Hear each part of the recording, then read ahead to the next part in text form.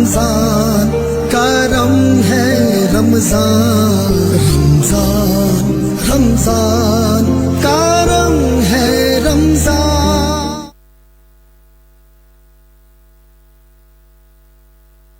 من الشیطان الرجیم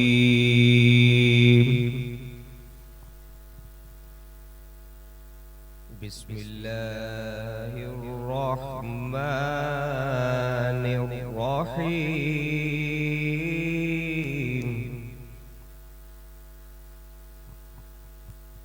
سبحان ربک رب العزة عما يصفون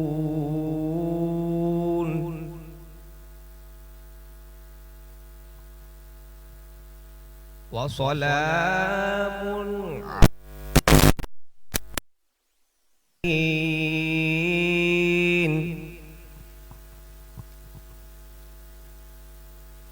والحمد لله رب العالمين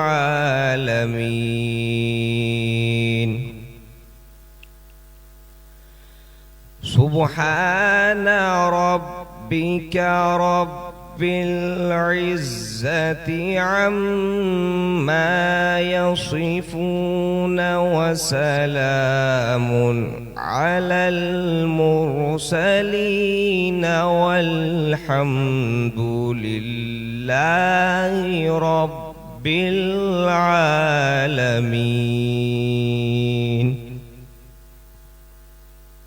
والحمد لله رب العالمين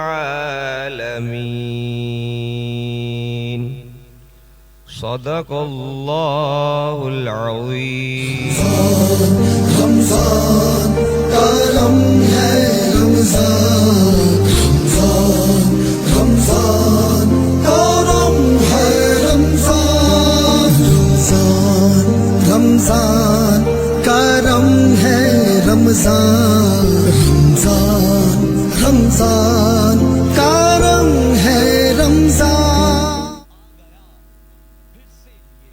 رسول الکریم اما بعد فاعوذ باللہ من الشیطان الرجیم بسم اللہ الرحمن الرحیم۔ تمام تعریفیں اس خدائے بزرگ و برتر کے لیے کہ جس نے اپنی وحدانیت اپنے جلوے اور ذات کی ظاہری کے لیے آپ صلی اللہ علیہ وآلہ وسلم کو مبعوث فرمایا۔ درود و سلام آپ کے اور میرے ہم سب کے سروں کے تاج آقائے دو جہاں سردار کون و مکہ تمام نبیوں کے امام آپ صلی اللہ علیہ وآلہ وسلم پر، آپ کے جانثار و اصحاب پر، اہل بیت و اطہار پر، امہات المومنین پر۔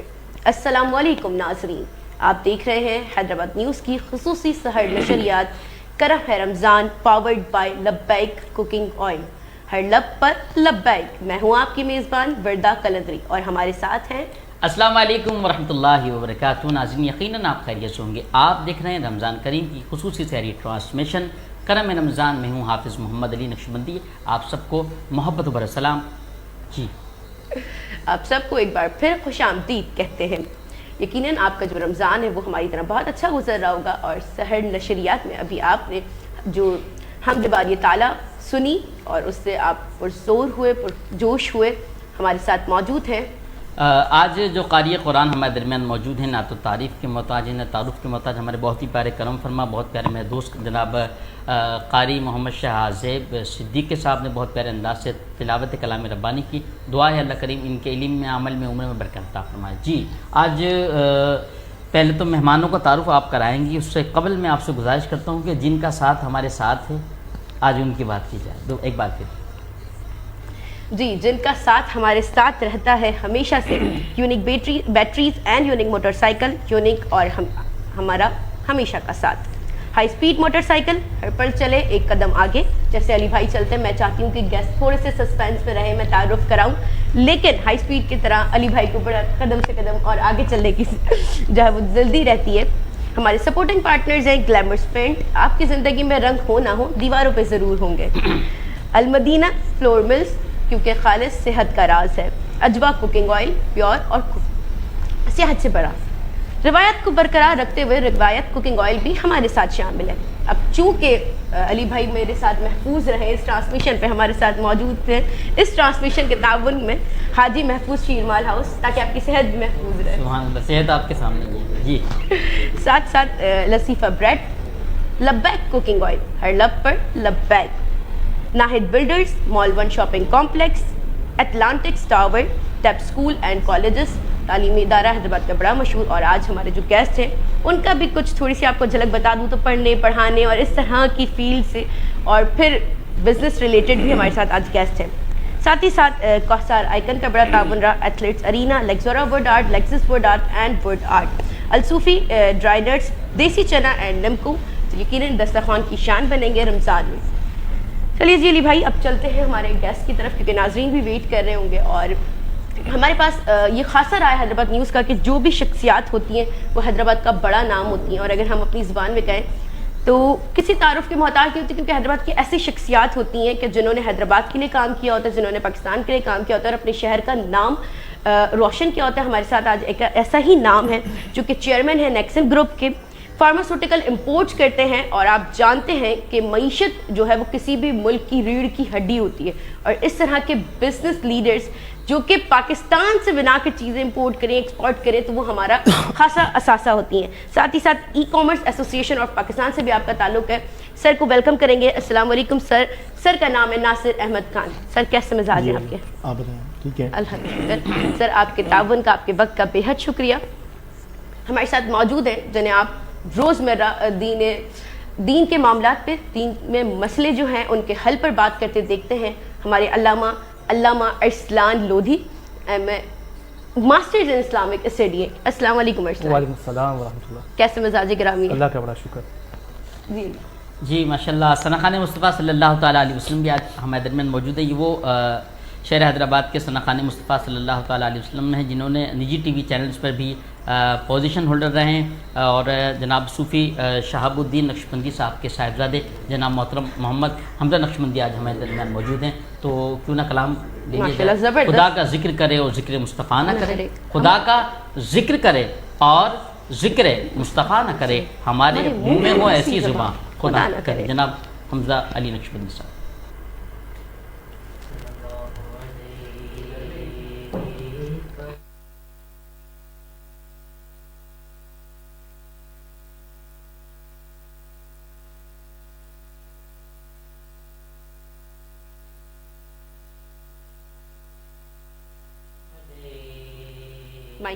مائک بند ہے، پلیز چیک کر لیجیے گا. جی جی. سب سے اولا والا ہمارا نبی، سب سے بالا والا ہمارا نبی، اپنے مولا کا پیارا ہمارا نبی، دونوں عالم کا دولہ ہمارا نبی. کون دیتا ہے دینے کو منہ چاہیے، دینے والا ہے سچا ہمارا نبی. صلی اللہ علیہ یا رسول اللہ وسلم علیک یا حبیب اللہ. کرم آج بالا ہے، بام آ گیا ہے، کرم آج بالا ہے، بام آ گیا ہے، زباں پر محمد کا نام آ گیا ہے، کرم آج بالا ہے، کرم آج بالا ہے، بام آ گیا ہے، کرم آج بالا ہے، بام آ گیا ہے، زباں پر محمد کا نام آ گیا ہے کرم آج بالائے درودوں کی بارش ہے کونوں مکان پر درودوں کی بارش ہے کونوں مکان پر کہ آج انبیاء کا امام آ گیا ہے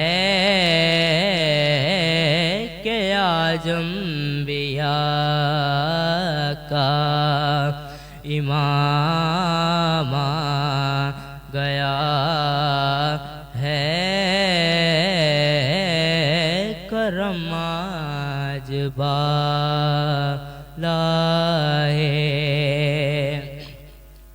اور مزہ جب ہے سرکار محشر میں کہہ دیں مزہ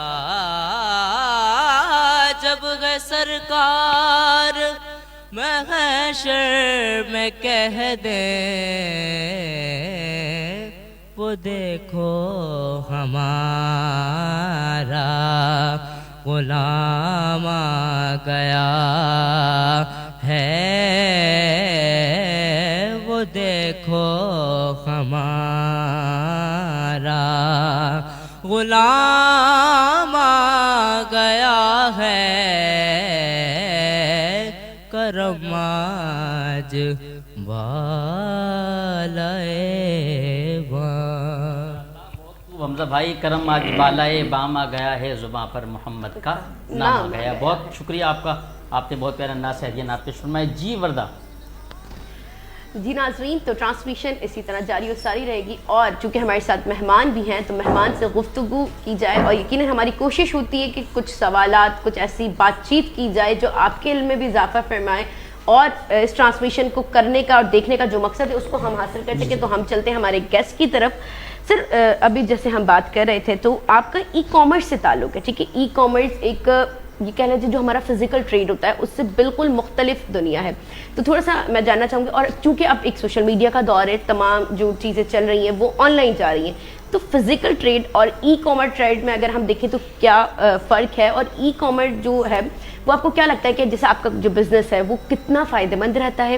ساری چیزیں جیسے ڈفرینٹ ہمارے پاس پلیٹ فارمز بھی ہوتے ہیں، تو آپ کا جو گروپ ہے کمپنی وہ کس طرح سے ان پہ کام کرتی ہے؟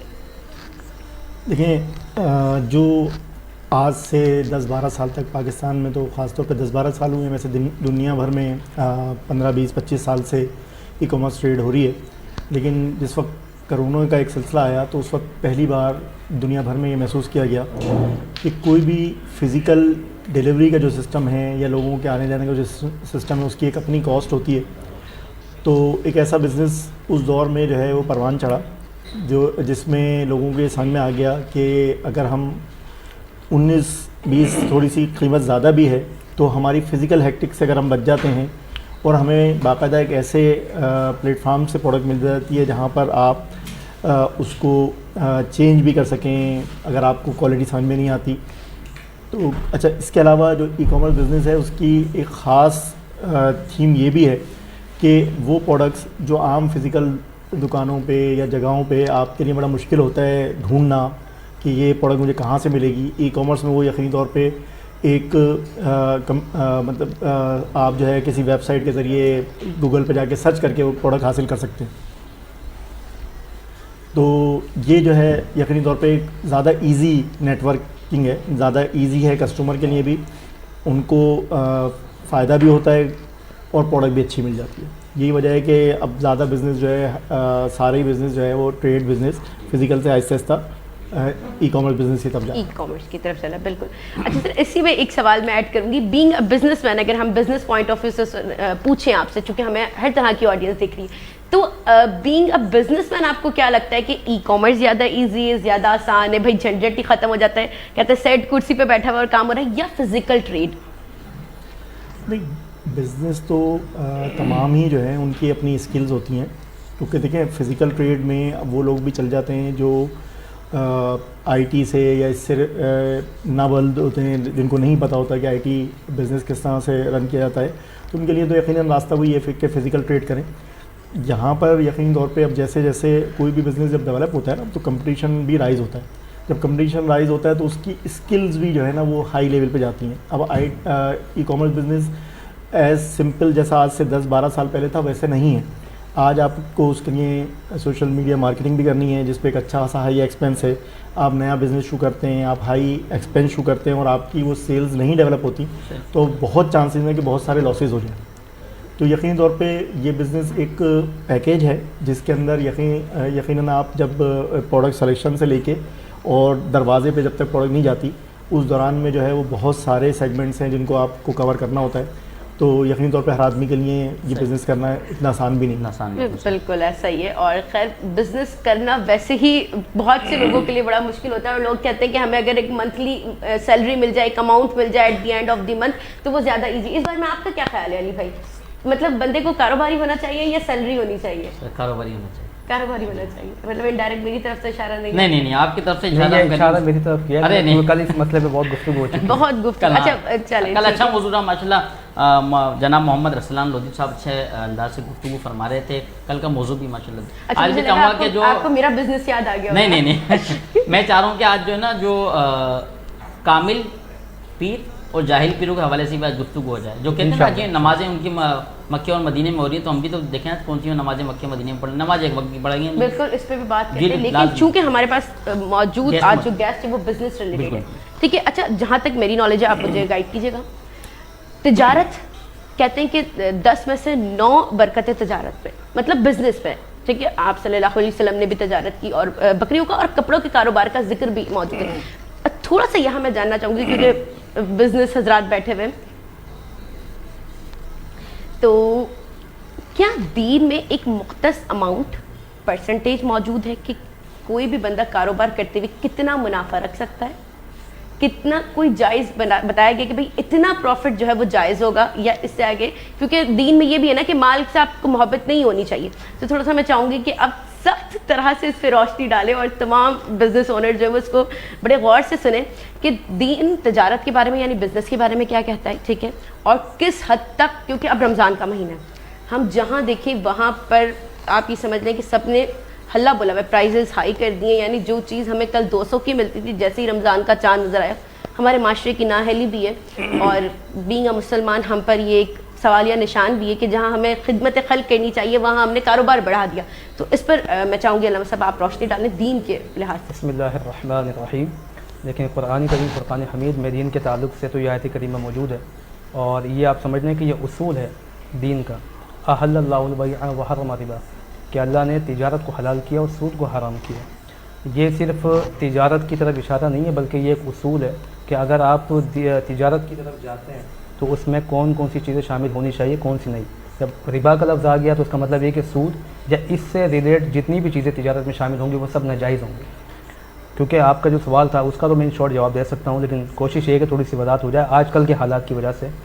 سب سے پہلی بات یہ کہ کوئی بھی کاروباری شخص اگر مارکیٹ میں بیٹھا ہے اور مارکیٹ میں بیٹھ کے اپنے کاروبار کو رن کرتا ہے, تو مارکیٹ کے اعتبار سے دیکھنا پڑتا ہے کہ وہاں پروفٹ کا جو مارجن ہے وہ کتنا رکھا گیا.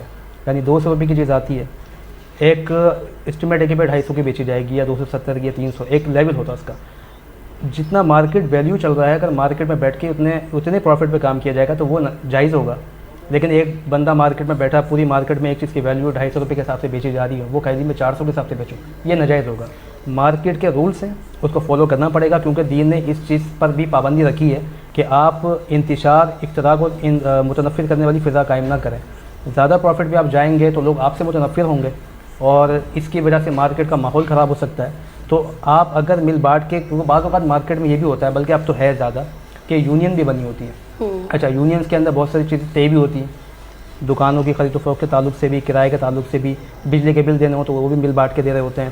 پھر مارکیٹ میں جو مال بیچا جا رہا ہے, خاص اس کپڑے کا کام ہے یا کوئی اور چیز ہے, پھر اس پر بھی ڈسکشن ہوتی ہے کہ بھائی اس کا پروفٹ اتنا ہونا چاہیے. اچھا, اگر ڈسکشن ہو چکی ہے تو پروفٹ کا ایک لمیٹیشن ہوگا, مارکیٹ کے حساب سے زیادہ ہوگا تو وہ ناجائز آئے گا, پہلی بات. دوسری بات یہ کہ اگر مارکیٹ میں بیٹھ کے کاروبار نہیں کیا جا رہا, کیونکہ آج کل جیسے ابھی سر نے بتایا ای کامرس کا آن لائن ٹریڈنگ بہت زیادہ ہے. اب ایک شخص سے اس نے مال خریدا ہے اور وہ اپنے گھر میں بیٹھ کے یا اپنا کوئی آفس بنا کے وہاں سے کام کر رہا ہے, ایسے شخص کے لیے 100 روپے کی چیز پہ 1000 کا پروفٹ کمانا بھی جائز ہوتا ہے, اس لیے کہ وہ مارکیٹ کے جو اصول ہیں اس کو پامال نہیں کر رہا. یہ ذہن میں رکھیے گا بات. اب میں آ جاتا ہوں اس بات کی طرف جو آپ نے کہا کہ وہ جو آج کل رمضان کے اندر ایک دم ریٹ جو بڑھ جاتے ہیں, تو دیکھیں اس طرح کے منافع خوروں کو تو اسلام نے ناپسند کیا ہے, ان کی کوئی حوصلہ افزائی دین نے نہیں کی ہے. آپ میرے آقا علیہ السلام نے فرمایا کہ بشروا ولا تنفروا, خوشخبریاں دو, آسانیاں پیدا کرو, نفرتیں پیدا نہ کرو. اب ایک چیز ہے, وہ اس نے ایک خاص ریٹ میں خریدی تھی پہلے, اس کا ایک ریٹ طے تھا اتنے پروفٹ میں مجھے بیچنا ہے. اب وہ اسٹاک پڑا اس کے پاس, جیسی چاند دکھا تو اس نے 3 گنا اس کو بڑھا دیا. یہ ناجائز تھا عمل, اور پھر آپ اس سے مسلمانوں کو اذیت بھی دے رہے ہیں, پریشان بھی کر رہے ہیں. حالانکہ ہونے چاہیے رمضان کے اندر آپ خاص کر کے چیزوں پہ ایک کم جو کہتے ہیں نا کہ لمیٹڈ پروفٹ رکھیں اور لوگوں تک وہ چیز پہنچائیں. پورے سال آپ دیکھیں کہ ایسا بھی طبقہ ہے جو غریب ہوتا ہے, پھل کھانے کو اس کو نصیب نہیں ہوتا, رمضان کی وجہ سے وہ پھل کھا رہا ہوتا ہے, اچھے کپڑے پہننے کو مل جاتے ہیں, نئے چپل سینڈل وغیرہ دیتا ہے. اگر آپ ایک دم اس کے دام بڑھا دیں گے تو وہ اس کے لیے وہاں تک اس کی اپروچ مشکل ہو جاتی ہے. تو اس کی وجہ سے بھی آپ مسلمانوں کے اندر جو ایذا رسانی کا باعث بن رہے ہیں, یہ اس لیے بھی گناہ ہے. اور پھر منافع خور جو اسٹاک کر کے مال کو کرتے ہیں, کیونکہ یہ ایک پورا ٹاپک ہے کہ جو اسٹاک کرنے کے بعد پھر زیادہ پروفٹ میں بیچتے ہیں, یہ ویسے بھی ناجائز ہے. علماء فقہاء نے اس کو ناجائز لکھا ہے. اس یعنی وہی ہے کہ رولز کے حساب سے چلے گا, اصول کے حساب سے, اس سے تجاوز نہیں کیا جا سکتا. یہ ہے ایک بات. چلے جی, بہت زبردست. اسی میں کچھ پوائنٹ میں ایڈ کرنا چاہوں گا, کیونکہ یہ بالکل سوال بھی بہت ہی جائز ہے جو انہوں نے کیا ہے, اور جو انہوں نے بتائی یہ طریقہ کار مارکیٹ کا. لیکن اس میں دو چیزیں ضرور ایڈ کریں کہ جب ہم ضروریات زندگی کو ڈسکس کرتے ہیں تو ایک ہے فوڈ آئٹم, ایک ہے ضروریات زندگی, اور پھر ایک وہ چیزیں ہیں جو ہماری لگژری یا ہماری اشائز شو میں آتی ہیں. تو جو پہلا پورشن ہے فوڈ, اس پہ تو اللہ تعالیٰ نے ایک تحفہ رکھا ہوا ہے, اور وہ تحفہ کیا رکھا ہوا ہے کہ وہ تمام چیزیں خراب ہوتی ہیں, وہ تمام چیزیں خراب ہوتی ہیں جو ہم کھاتے ہیں. اور یہ تحفہ کیوں ہے؟ کیونکہ اس رب العزت کو بھی یہ معلوم تھا کہ اگر میں نے یہاں کے فرعونوں کے ہاتھ میں کوئی ایسی چیز دے دی جس پہ لوگوں نے زندہ رہنا ہے, تو یقینی طور پہ جو ہے وہ پھر اس کے بھی اسٹاکس ہو جائیں گے. تو اسی لیے اسٹاکس کرنے سے اور اس فوڈ آئٹم کو وہ کرنے سے منع کیا جاتا ہے, کیونکہ یہ وہ ہیں کہ جن پہ لوگوں کا گزارا ہو رہا ہے, کھا رہا ہے, پی رہا ہے, زندہ رہنے کے لیے اس کو ضروریات ہیں. پھر سیکنڈ آ جاتی ہیں کپڑے اور اس طرح کی چیزیں. اس میں آپ یقینی طور پہ آپ اپنے آپ کو ایڈجسٹ کر سکتے ہیں. آپ کپڑا سستا لے لیں گے تھوڑا سا. مارکیٹ کی جو فزیکل پوزیشن ہے نا, کسی بھی مارکیٹ کی جو فزیکل پوزیشن ہے, اس سے بھی فرق پڑتا ہے کہ کون کہاں بیٹھا ہوا ہے. میں ایک چھوٹی مارکیٹ میں دکان لے کے بیٹھا ہوں چھوٹے گاہکوں کے لیے, تو میرا منافع بھی اسی طرح کا ہوگا. میں ایک بڑی مارکیٹ میں گیا ہوں اور میں نے بہت سارے ایکسپینس کیے ہیں صرف ان کسٹمر کو اٹریکٹ کرنے کے لیے کہ جن کا مجھے پتہ ہے کہ جن کے پاس لیونگ اسٹائل اور ان کے پاس ارننگ بھی بہت ہے. تو یقینی طور پہ میں وہاں منافع بھی میں اس لیے رکھوں گا کہ میرا ایکسپینس بھی بہت زیادہ ہے.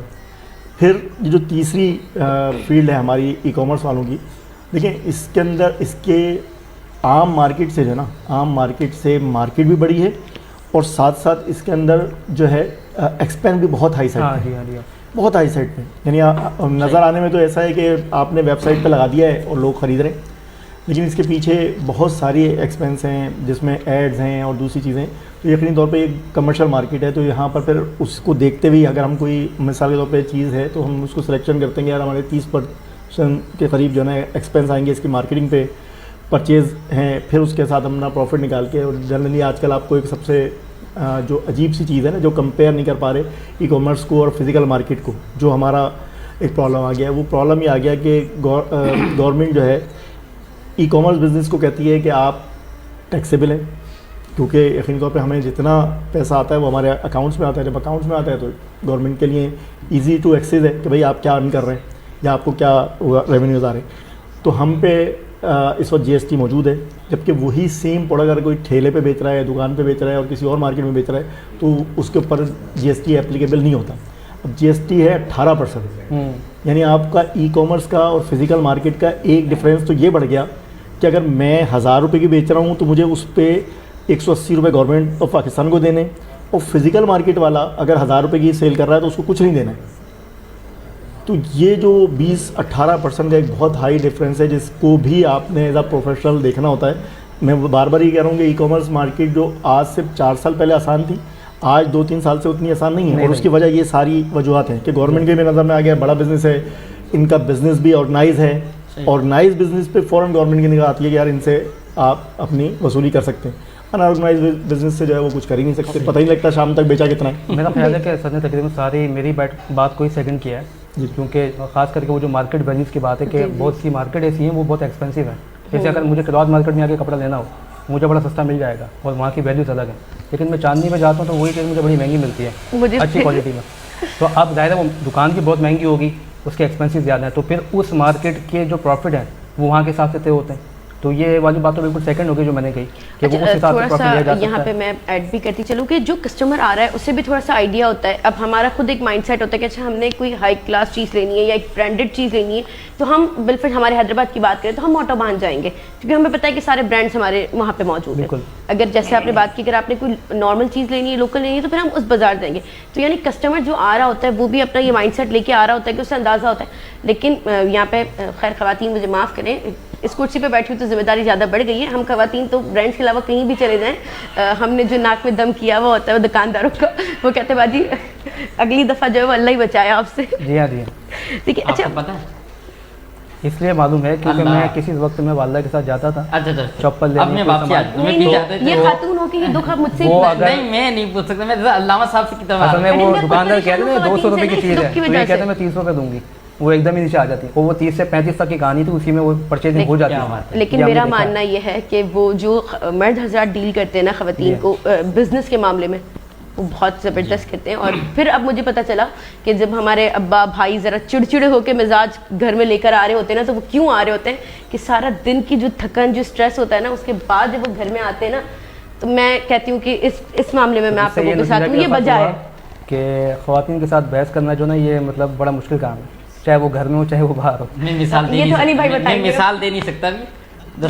मतलब मर्दा बोलेंगे अली भाई आपने मेरे लिए कह दिया, मिसाल ही कुछ इस तरह की। चला खैर आगे बढ़ाते हैं। बात की है वो तकरीबन सारा जो है उसमें मेरे ख्याल में जितनी बातें मेरी थी वो उसमें ऐड हुई है और सेकंड ही थी। बिल्कुल ऐसे ही। अच्छा, जब आप बात कर रहे थे, अल्लामा साहब बात कर रहे थे, तो मेरे दिमाग में इतनी खूबसूरत बात आई कि जब इन्होंने बताया कि जो चीज़ मतलब दीन कितना मुकम्मल है हमारा, हम जो कहते तो हैं लेकिन मानने को सोचने को जब दिमाग चलाएं। अभी आपने एक छोटी सी बात की कि जो ऑनलाइन मार्केट में काम कर रहा है वो तो 100 की चीज़ 1000 में बेचे, उस पर कोई वो नहीं है। सर ने भी ये बात की, यानी दीन 1400 साल पहले हमें बता रहा है मार्केट के उसूल देखकर कि 1400 साल बाद जो चीज़ इन मार्केट में होनी है, जो ऑनलाइन तब्दीली आनी है, उसका हिंट, उसके सारे तरीके, सारे फ़ायदे नुकसान हमें पहले ही बता दिए गए। यानी ये बेशक हमारे दीन की खूबसूरती और अल्लाह वजल से ज़्यादा बेहतरीन मुकम्मल चीज़ बनाने वाली तो किसी की ज़ात नहीं है। अब थोड़ा से मेरे पास सवाल भी थे, मैं चलूँगी आपकी तरफ। हम बात कर रहे थे ऑनलाइन मार्केट की। ऑनलाइन मार्केट हमारे पास बहुत बड़ी है, ठीक है। अब उसके तरीक़ेकार अलग हैं, फ़िज़िकल ट्रेड्स के तरीक़ेकार अलग हैं। अब सवाल ये बनता है कि दीन किस पर फोकस करता है, ठीक है, क्योंकि एक तो हमें राहत तो हर चीज़ की मिलती है। अब तजारत, और यहाँ पे एक चीज़ और ऐड करूँ, जो आजकल बिटकॉइन फॉरेक्स जो चल रहा है सारी चीज़ें, अब इसमें आ जाता है कि कुछ उलमा ये कहते हैं कि ये जायज़ है, कुछ कहते हैं नाजायज़ है। उसमें वजह ये आती है कि ये फिज़िकल ट्रेड नहीं है। अब जैसे अली भाई को मैंने एक ये चीज़ बेची, अली भाई ने अपने हाथ से ख़रीदी, तो ये एक फ़िज़िकल ट्रेड हो गया, यानी उनके पास गई, मेरे पास पैसे आए, तिजारत हो गई। अब जो इस तरह की करेंसीज़ होती हैं या इस तरह का जो बिज़नेस है, जो ना आपके हाथ आ रहा है ना मेरे हाथ आ रहा है, बस सेल हो रहा है, परचेज़ हो रहा है, ऊपर जा रहा है नीचे जा रहा है, उसमें क्या कहेंगे? क्या ये जायज़ है, क्या नाजायज़ है, या क्या इसके बीच कोई राह निकल सकती है? अच्छा, इसमें देखिए सबसे पहली चीज़, अगर जो भी बिज़नेस स्पेसिफिक आप बयान करेंगे कि भाई ये बिज़नेस है, ये तरीक़ाकार है, तो उसका हुक्म उसके एतबार से बयान किया जा सकता है। लेकिन मैं उसूल आपको बता देता हूँ कि ऑनलाइन में असल में होता क्या है, ہم فزیکلی جب کوئی مارکیٹ میں بیٹھ کے اچھا سوری میں آپ کو انٹرپٹ کر رہی ہوں. اب اس میں بہت ساری ہمارے پاس ایپس بھی آ گئی ہیں, چونکہ ای کامرس پہ بات ہو رہی ہے, بزنس پہ بات ہو رہی ہے, تو وہ ایپ ہیں آپ یہ کھیلیں گے تو آپ کو اتنے پیسے ملیں گے, یا ایسے کریں گے تو اس پہ میں ضرور چاہوں گی کہ نوجوان نسل اس کی طرف متوجہ بہت ہے. جی اچھا, اس میں کیا ہوتا ہے کہ اس میں مارکیٹ میں جو بندہ بیٹھا ہے اس کے پاس مال موجود ہے فزیکلی, وہ خود اس کو بیچ رہا ہے, خرید رہا ہے, وہ اس کا مالک ہے. دین نے یہ بات بتائی ہے کہ جو بھی مال خرید کے آپ بیچنا چاہتے ہیں نا, اس پر آپ کی ملکیت, آپ کا پوزیشن, قبضہ ثابت ہونا چاہیے. پہلی چیز, اگر آپ کے پاس فزیکلی سب وہ موجود نہیں ہے پھر بھی شرعی اعتبار سے آپ کا قبضہ ثابت ہونا چاہیے اس پہ. وہ کیسے ہو سکتا ہے کہ چیز آپ کے پاس اس وقت موجود نہیں ہے, چاہے وہ آپ نے کسی کے پاس رکھوا دی ہو لیکن ملکیت آپ کی تھی, اس کو بھی آپ آن لائن بیچتے ہیں تو وہ آپ کی ملکیت ثابت ہے, آپ بیچ سکتے ہیں. آن لائن میں ایک ایشو یہ آتا ہے کہ جس چیز پر شرعی اعتبار سے آپ کی ملکیت ثابت نہ ہو نا, اس کو آپ بیچ نہیں سکتے. یہ سب سے بڑا, علماء جس بات پہ بات اٹھاتے ہیں وہ یہ بات ہے.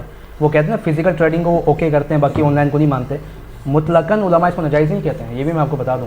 یعنی جس چیز کی, اب جیسے میں نے کہا کہ شرعی طور پہ بھی ثابت ہو, جب فزیکلی ثابت ہو جائے. فزیکلی یہ کہ میرے پاس موجود ہے, میری دکان پہ ہے, میرے گودام میں ہے, اور شرعی یہ ہوتی ہے کہ میرے پاس نہیں ہے, کسی اور کے پاس ہے لیکن ہے میری چیز, تو دونوں اعتبار سے میری جو ہے میرا پوزیشن اس پہ ثابت ہو گیا.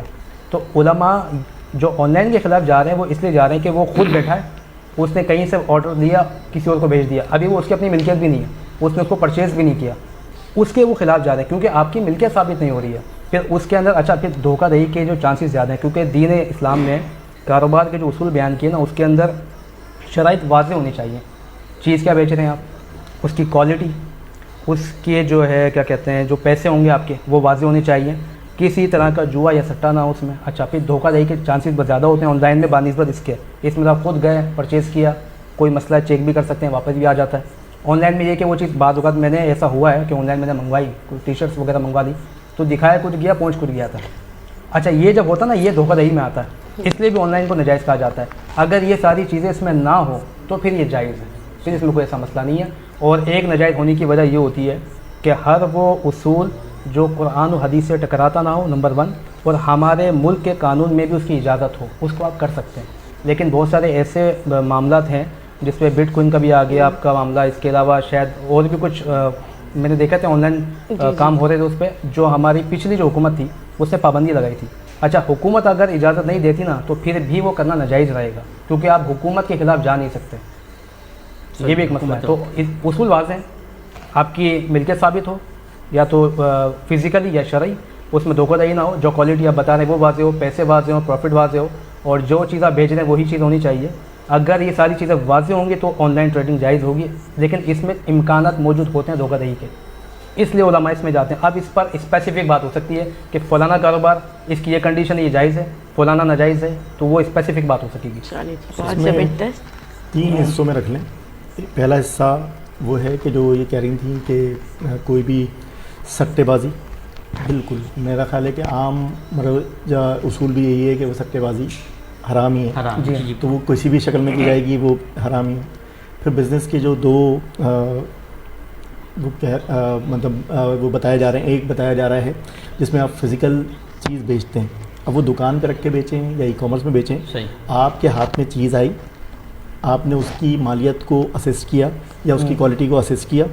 اور ایک دوسرا طریقہ یہ ہے کہ جو اس وقت پوری دنیا میں چل رہا ہے, اور وہ طریقہ کیا ہے کہ کیا کرتے ہیں کہ میں نے ایک بڑا انویسٹمنٹ کی, میں نے 100 200 150 پروڈکٹ لی, اور اس کے بعد ان پروڈکٹ کو لینے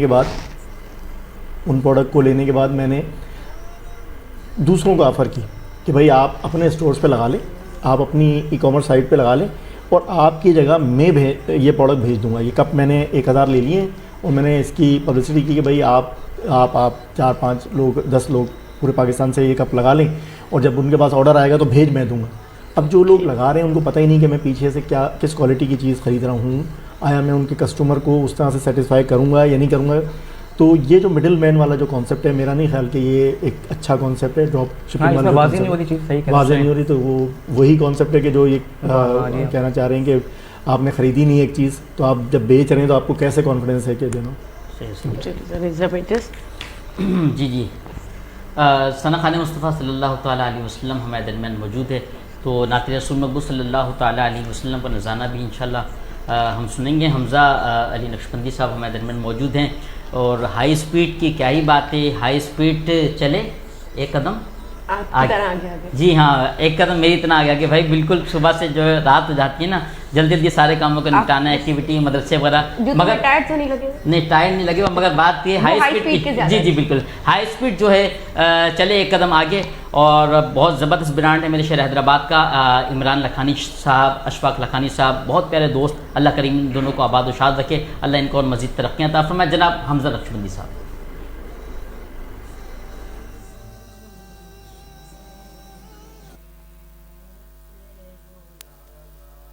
آ رہا ہے مدینے سے بلاوا، آ رہا ہے میرا دل مجھ سے پہلے جا رہا ہے. مدینے سے بلاوا آ رہا ہے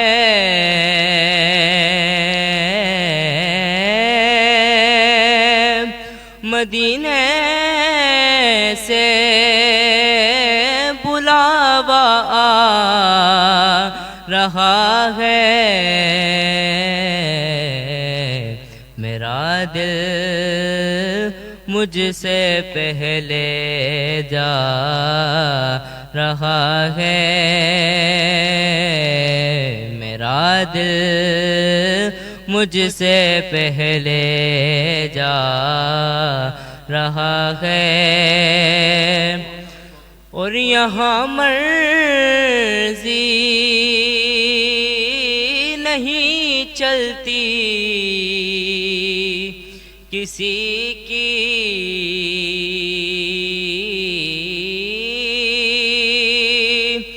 یہاں مرضی نہیں چلتی کسی کی، کیونکہ مدینے والا ہی بلوا رہا ہے مدینے والا ہی بلوا رہا ہے مدینے سے بلاوا آ رہا ہے.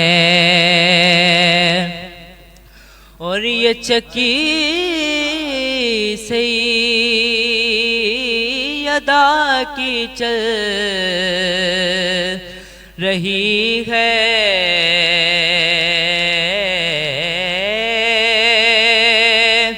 یہ چکی فاطمہ کی چل رہی ہے زمانہ جتنا لنگر کھا رہا ہے زمانہ جتنا لنگر کھا رہا ہے اور میرا دل بھی تو اپنے ساتھ لے جا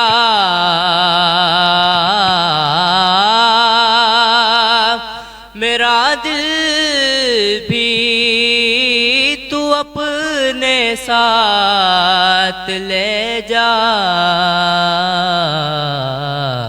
اکیلا کیوں مدینے جا رہا ہے اکیلا کیوں مدینے جا رہا ہے مدینے سے بلاوا آ رہا ہے. سبحان اللہ، بہت خوب بہت خوب. مدینے سے بلاوا آ رہا ہے میرا دل مجھ سے پہلے جا رہا ہے اور میرا دل بھی تو اپنے ساتھ لے جا، اکیلا کیوں مدینے جا رہا ہے۔ بہت پیارے انداز سے حمزہ علی نقشبندی، اللہ آپ کو خوش رکھے، آپ کے والد گرامی، اور جس خانقاہ سے آپ کا تعلق ہے، آپ کا میرا ایک جگہ سے تعلق ہے، حضرت خواجہ نوید الدین صاحب رضی اللہ عنہ، اللہ کریم کو آباد و شاد رکھے۔ بعمل عالم دین بھی ہیں اور پیر صاحب بھی ہیں، اللہ کریم ان کا سایہ تا دیر قائم عطا فرمائے۔ جناب بہت شکریہ آپ کا۔ جناب جی جناب، ملتے ہیں ایک بریک کے بعد۔ ناظرین آپ نے ہمارے ساتھ رہنا ہے کیونکہ کرم ہے رمضان، پاورڈ بائی لبیک کوکنگ آئل۔ رمضان رمضان کا رنگ ہے رمضان۔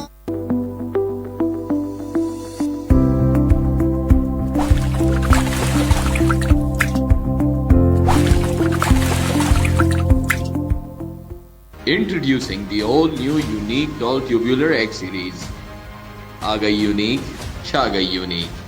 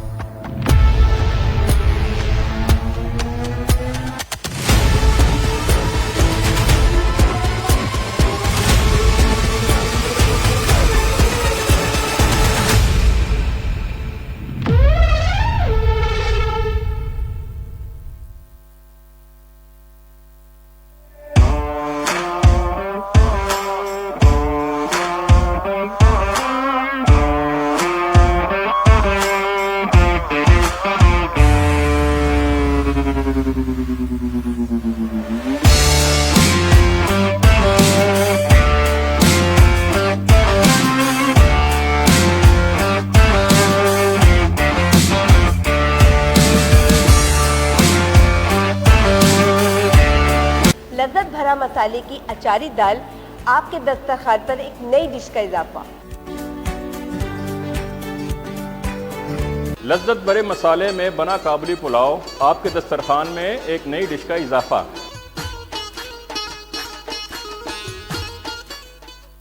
مال ون شاپنگ کمپلیکس، شاپنگ کا جہاں، حسین تر سما۔ اب ہر کسی کی ہوگی اپنی دکان۔ جی ہاں، شاپنگ مال میں مالکانہ حقوق کے ساتھ صرف اور صرف 24 لاکھ روپے میں دکان ملنا ممکن ہے۔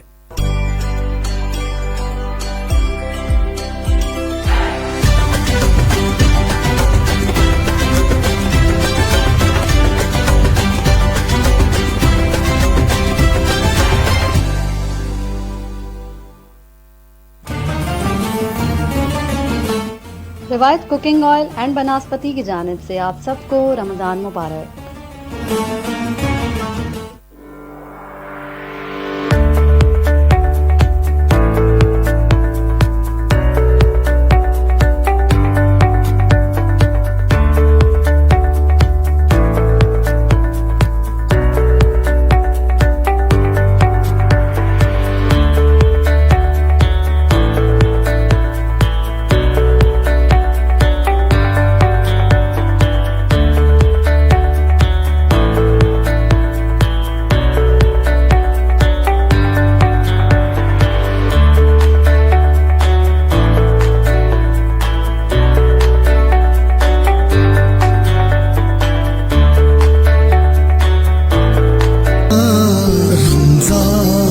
رمضان کا رنگ ہے رمضان، رمضان رمضان۔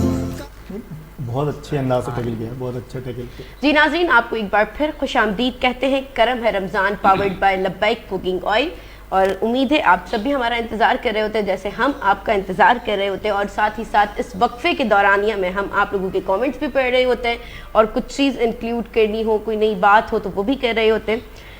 جی علی بھائی۔ جی آپ ٹھیک ہیں، خیریت سے ہیں؟ عالم دین موجود ہیں، جناب محترم محمد رسلان لودھی صاحب بھی موجود ہیں، اور ناصر بھائی ہم بہت پیارے کرم فرمائیں، ارشد راز سے تشریف لا رہے ہیں، اور میں شہر حیدرآباد پہ فخر بھی ہے اور نام بھی ہے، اللہ کریم ان کو مزید برکت ترقیاں عطا فرمائے۔ علامہ رسلان صاحب ایک سوال تھا، اگر اجازت ہو تو سر۔ آپ تھوڑا سا سوال ہولڈ کریں. پہلے میں چاہوں گی ہمارے ساتھ جو نعت خواں موجود ہیں ان کا تعارف کرائیں کیونکہ sorry. مہمان ہمارے ساتھ جی بالکل. ثنا خان مصطفیٰ صلی اللہ تعالیٰ علیہ وسلم نے ہمیں جوائن کیا. دربار عالیہ سخی عبدالوہاب جیلانی رحمۃ اللہ علیہ ٹرسٹ سے جناب محمد علی صاحب کا آپ کا تعلق, اور آج یہ ثنا خان مصطفیٰ صلی اللہ علیہ وسلم جناب محمد زبیر آپ تشریف لائیں, آپ کو ہم خوش آمدید پیش کرتے ہیں ہماری اس خوبصورت سی ٹرانسمیشن میں. جی ہاں, میں چاہوں گی کہ سب سے پہلے ایک کلام ہو جائے کیونکہ میں آپ کا سوال جانتی ہوں. پہلے ہم کلام سنتے ہیں, اس کے بعد سوال لیں گے, اس کے بعد کیوں وہ مزہ بھی آئے گا, تال میں مطلب بیٹھ جائے گی ساری ایک ردم کریٹ. زبیر بھائی بسم اللہ کیجیے, آپ سے گزارش کرتا ہوں کہ آپ کلام پیش فرمائیں. جی بسم اللہ, مائک آن کر لیجیے. صلی اللہ علیہ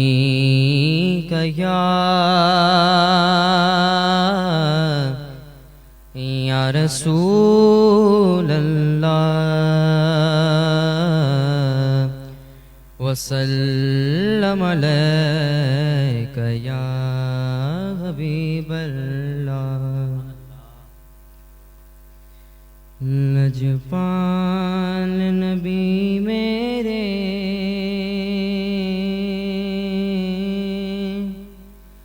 درداں دی دوا دینا.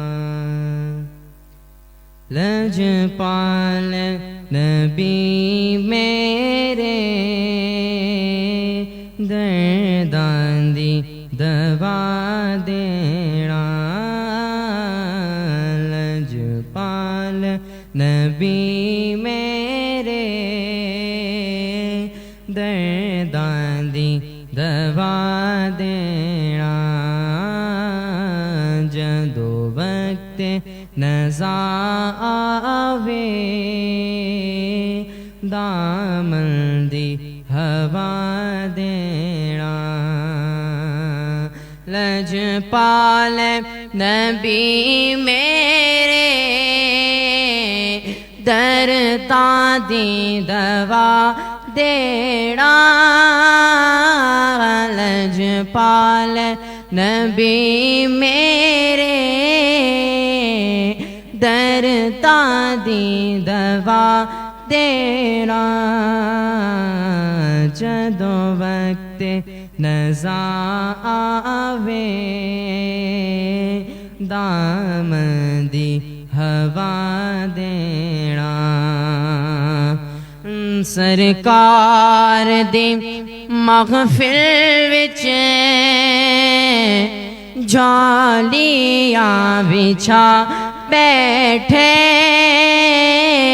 سرکار دی محفل وچ جالیاں بچھا بیٹھے. لج رکھ لئی وے لج پالا, لج رکھ لئی وے لج پالا. خالی نہ اٹھا دینا. لج رکھ لئی وے لج پالا. خالی نہ اٹھا دینا. میں نعت تیری پڑھنا, میں ذکر تیرا کرنا.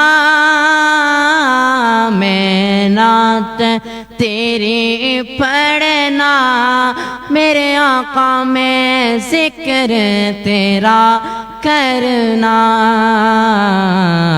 اس ذکر دی برکت نال, اس ذکر دی برکت نال میری قبر بسا دینا. اس ذکر دی برکت نال میری قبر بسا دینا. آسی دی تمنائے رویا کے مدینے وچ. آسی دی تمنائے رویا کے مدینے مدینے وچ پاوے تیبہ دے کتے یادے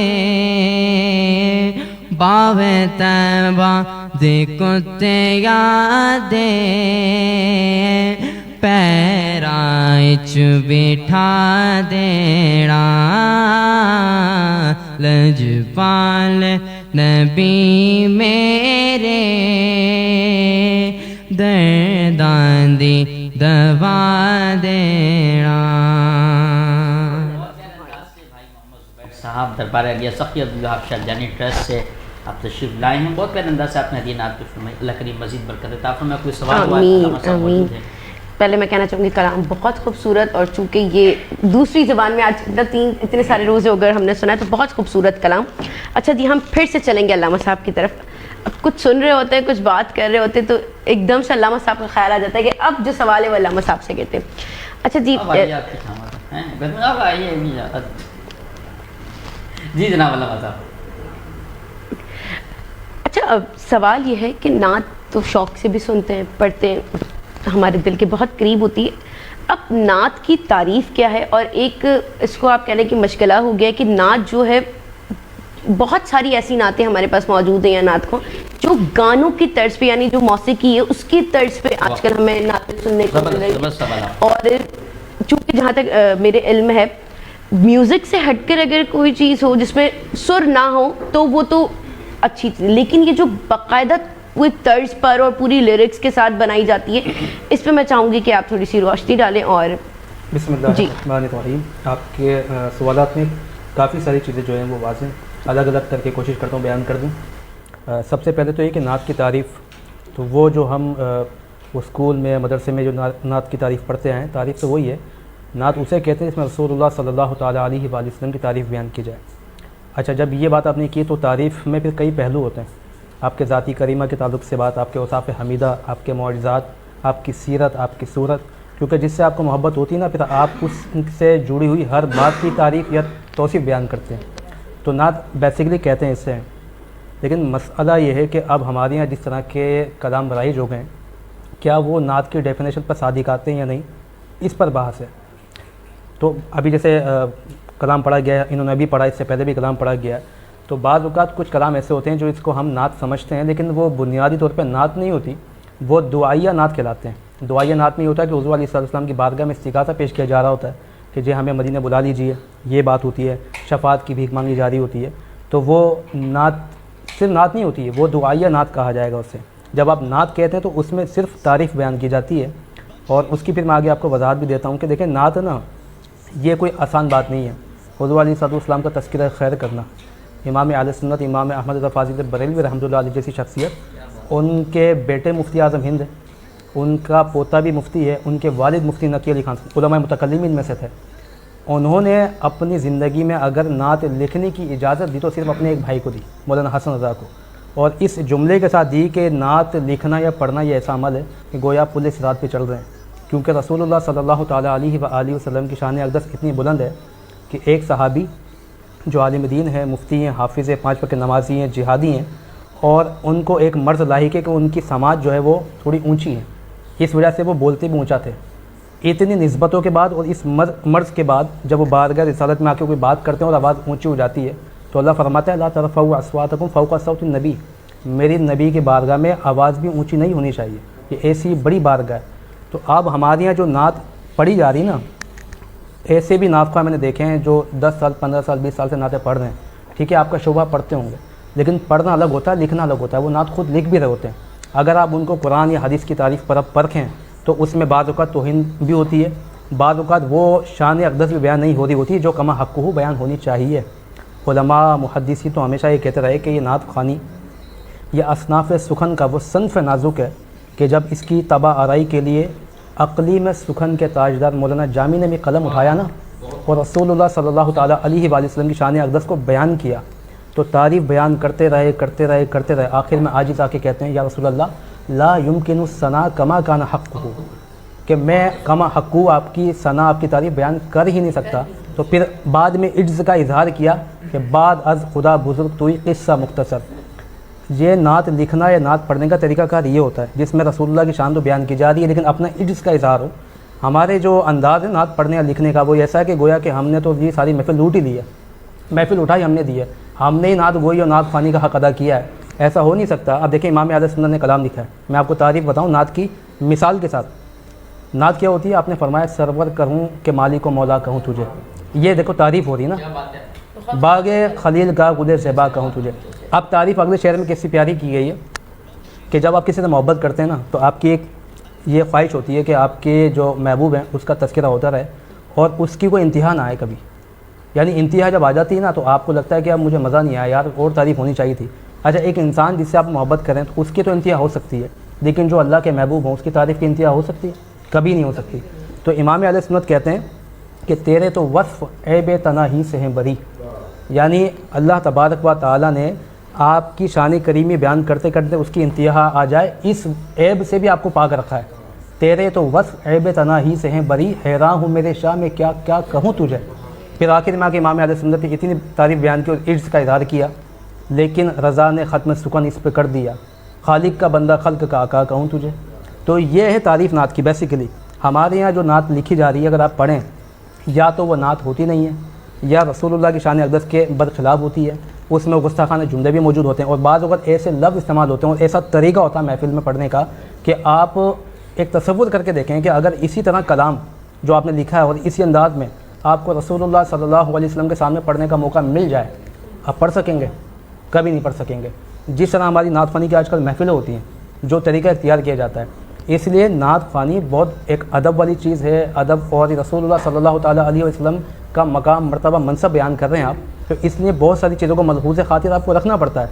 اس کا سب سے اچھا طریقہ یہ ہے کہ ہم جو نا حضور علیہ السلام کی شان اقدس کو بیان نہیں کر سکتے, اس لیے جن بڑے بڑے علماء اور محدثین نے کلام لکھے مضبوط قرآن و حدیث کے مطابق, ان ہی کلاموں پر اکتفا کریں. سینکڑوں ہزاروں کلام ہیں, ان کو پڑھا جا سکتا ہے. اب آخری بات آپ کی کہ یہ نعت جو ہے وہ گانوں کے طرزوں پہ پڑھی جاتی ہے.